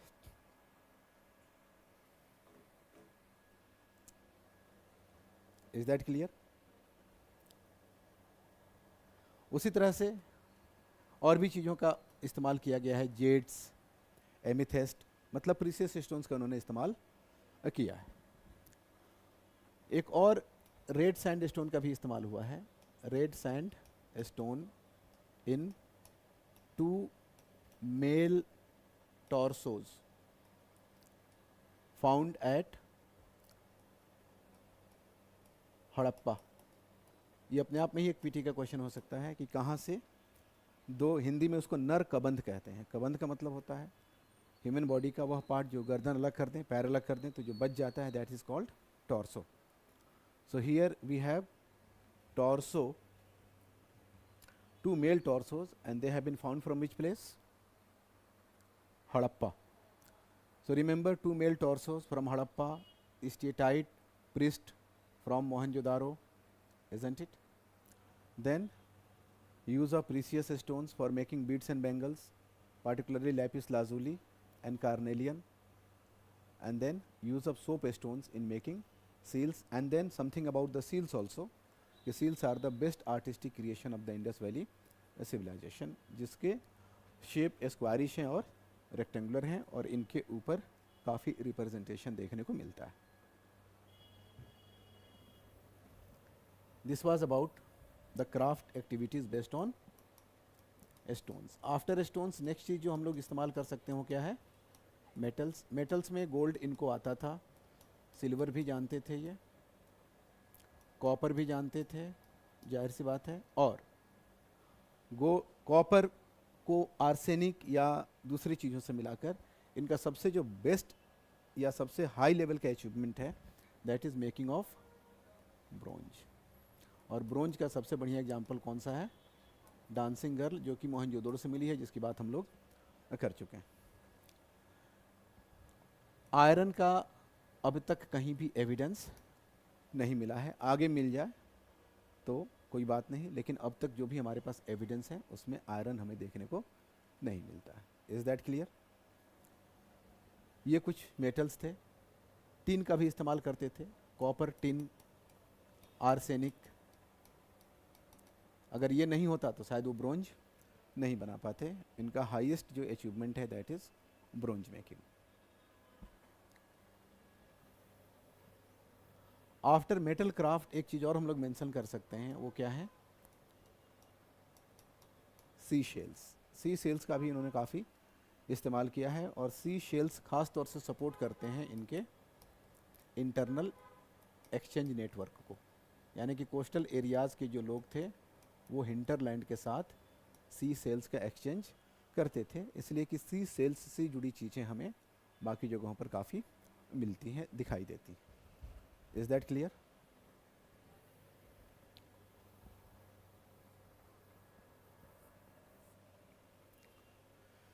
अब आइए इनके तीसरे ट्रेड की बात करें. ट्रेड में external trade is more important. External trade का अगर हम एविडेंस देखें तो यहाँ पर पहली बार हमें दोनों तरह के एविडेंस मिलते हैं. हमें एविडेंस आर्कियोलॉजिकल भी मिलते हैं और लिटरेरी भी मिलते हैं, लेकिन ये literary evidence Indus valley civilisation में नहीं मिलते, क्योंकि इंडस वैली सिविलाइजेशन का स्क्रिप्ट हम पढ़ नहीं पाए हैं. तो ये लिटरेरी एविडेंस कहाँ से मिलते हैं? मेसोपोटामिया से मिलते हैं.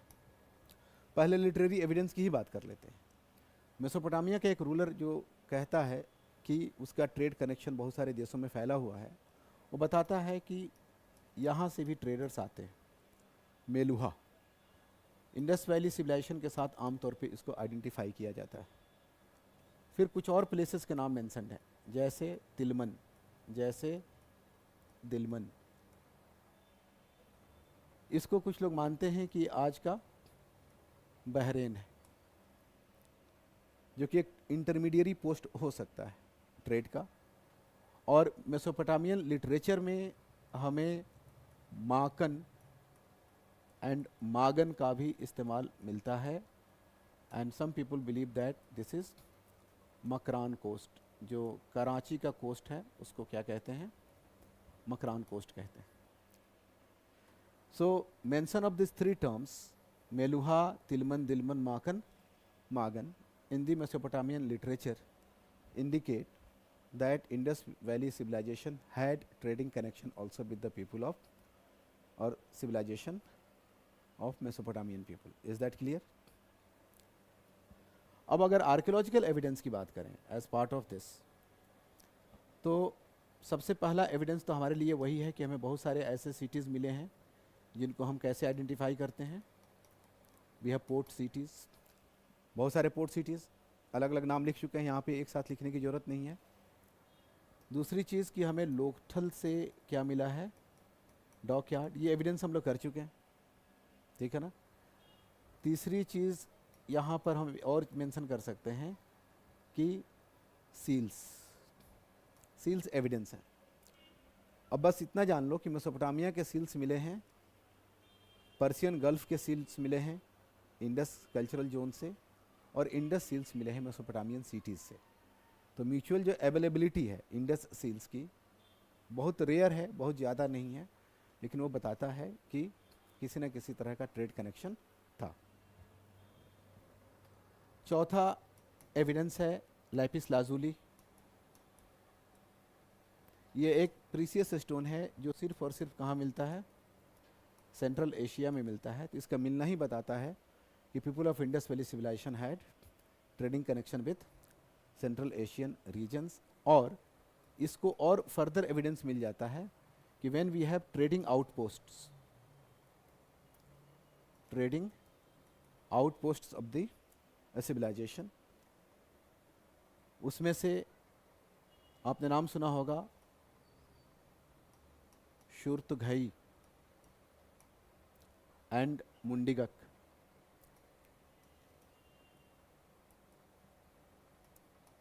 शुर्तुघई is to the north of Afghanistan near central Asia.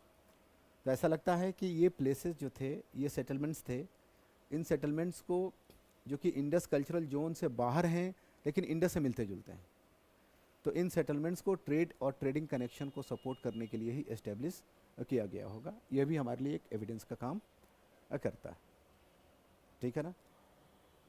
अब वो कौन से एरियाज़ थे जिनके साथ ये ट्रेड करते थे, तो ऐसा माना जाता है कि ये ट्रेड करते थे मेसोपोटामिया के साथ,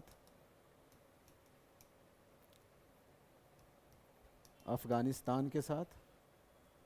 I hope the spelling of Afghanistan is correct. यहाँ से सिल्वर मंगाते थे, मेसोपोटामिया से क्या मंगाते थे हमें पता नहीं। ये सेंट्रल एशिया अभी देखा हम लोगों ने, ये एरिया देखकर पूछा जा सकता है कि इंडस वैली सिविलाइजेशन के लोग कहाँ से ट्रेड करते थे। ऑप्शन में दे सकता है 1 2 3 ऑल ऑफ द एबव। तो सेंट्रल एशिया से भी करते थे, अभी लैपिस लाजुली की बात हो रही थी। उसी तरह से ये ऐसा लगता है कि साउथ इंडियन एरिया से भी ट्रेड करते थे, ये सेंट्रल इंडियन एरिया से भी ट्रेड करते थे, ये ईस्ट से भी ट्रेड करते थे, ये राजस्थान खेतड़ी माइंस से शायद कॉपर मंगाते थे।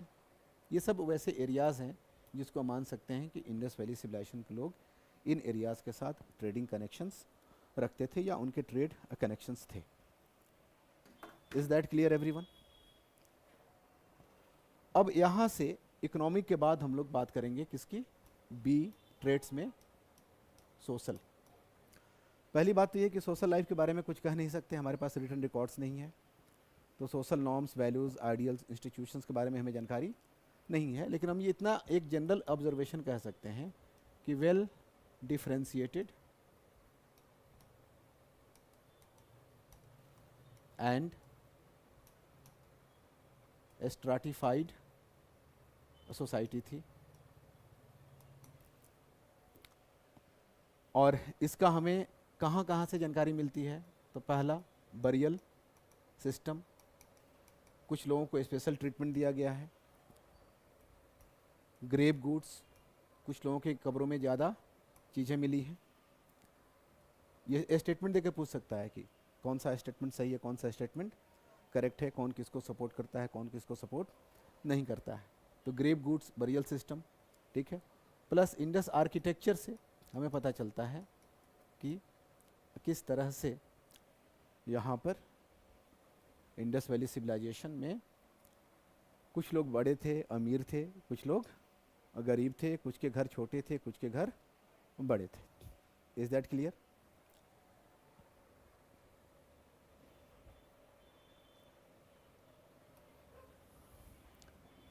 अब ये देख लेते हैं कि ऐसे कौन कौन से सोशल क्लासेस थे, ऐसे कौन कौन से सोशल क्लासेस थे जिनका प्रेजेंस माना जाता है कि सिविलाइजेशन में रहा होगा। तो एग्रीकल्चरलिस्ट तो रहे ही होंगे, एग्रीकल्चरलिस्ट,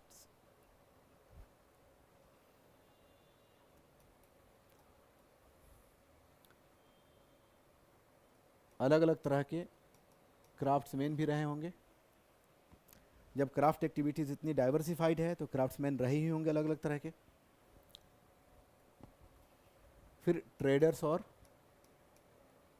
मर्चेंट्स भी रहे होंगे, इससे भी पीटी का सवाल बन सकता है, ट्रेडर्स एंड मर्चेंट्स। ऐसा लगता है कि ट्रेडर्स एंड मर्चेंट्स ही शायद इस सिविलाइजेशन में क्या थे, रूलिंग क्लास थे। रिलीजियस और रिलीजियस स्ट्रक्चर के एविडेंस इंडस वैली सिविलाइजेशन से आमतौर पे नहीं मिलते, लेकिन फिर भी ऐसा कह सकते हैं कि कुछ पृष्ठ भी रहे होंगे। और आप जैसे लोगों की तरह एडमिनिस्ट्रेटर्स भी रहे होंगे, रूलर्स भी रहे होंगे, हमें नहीं पता कि ये कौन लोग थे। But one thing is clear कि on the basis of the material diversity that we notice in the civilization, different types of burial practices, different types of grave goods, differential treatment to the dead bodies, ये सब बताते हैं कि civilization में cultural uniformity नहीं थी, society was well differentiated and well stratified. इसके बाद से political, और political में भी हमें कुछ खास पता नहीं चल पाता, और यह मानते हैं कि not a stateless society, not a, ये जनरल स्टेटमेंट ध्यान रखिए, not a stateless society but the nature of state is not known. और nature of state is not known का मतलब है कि स्टेट से जुड़ी हर चीज़ हमें पता नहीं है, ब्यूरोक्रेसी के बारे में नहीं पता, डिसीजन मेकिंग के बारे में नहीं पता, लेकिन हाँ स्टेट नॉट नोन। ये अक्सर हमें कैसे पता चलता है कि स्टेटलेस सोसाइटी नहीं थी, तो फॉर टू रीजंस। एक तो पब्लिक स्ट्रक्चर्स हैं जो ये बताते हैं कि पब्लिक ऑथोरिटी रही होगी, देखा है हम लोगों ने, और दूसरा इंडस वैली सिविलाइजेशन में पब्लिक या कॉमन डिसीजन मेकिंग के ट्रेसेस हैं। जैसे कुछ लोग थे जिन्होंने तय किया कि नालियाँ ऐसी रहेंगी, cities will be divided into 2 parts, fortification होगा, और politics is all about public decision making. तो अगर पब्लिक डिसीजन मेकिंग हुआ है और उसके ट्रेसेस मिले हैं तो इसका मतलब है कि इंडस वैली सिविलाइजेशन में किसी न किसी तरह का रूलिंग क्लास इमर्ज कर चुका था, but the nature of state is not known to us. अब मैंने आपसे कहा कि कल्चरल में 4 चीज़ें आइडेंटिफाई की जा सकती हैं। एक है रिलीजन, जो कि हम सेपरेट कर लेते हैं, बाद में करेंगे जब कल्चरल थीम्स देखेंगे। दूसरा है आर्किटेक्चर, इसे भी हम लोग सेपरेट कर लेते हैं, बाद में देखेंगे। तीसरा है आर्ट, जो कि हम लोगों ने कर लिया। ये कहाँ किया, जब क्राफ्ट किया तो हमने कर लिया, ठीक है ना। और चौथी चीज़ है इंडस स्क्रिप्ट, नॉट डिसाइफर्ड। यही चीज़ इसके बारे में जानना है। आई महादेवन नाम के एक स्कॉलर थे जिन्होंने इसके ऊपर काफ़ी काम किया, लेकिन फाइनली डिसाइफर नहीं कर पाए। ऐसा माना जाता है कि इसका जो स्टाइल है वो क्या है, बॉस्ट्रोफेडन है, बॉस्ट्रोफेडन स्टाइल है, जिसमें कि राइट से शुरू करके लेफ़्ट की तरफ जाके फिर लेफ़्ट से शुरू करके राइट की तरफ आते थे। This style is called boustrophedon style. और इसका सबसे बेस्ट एग्जाम्पल, सबसे ज़्यादा एग्जाम्पल वो साइन बोर्ड है, जो साइन बोर्ड हमें कहाँ से मिला है, धौलावीरा से मिला है।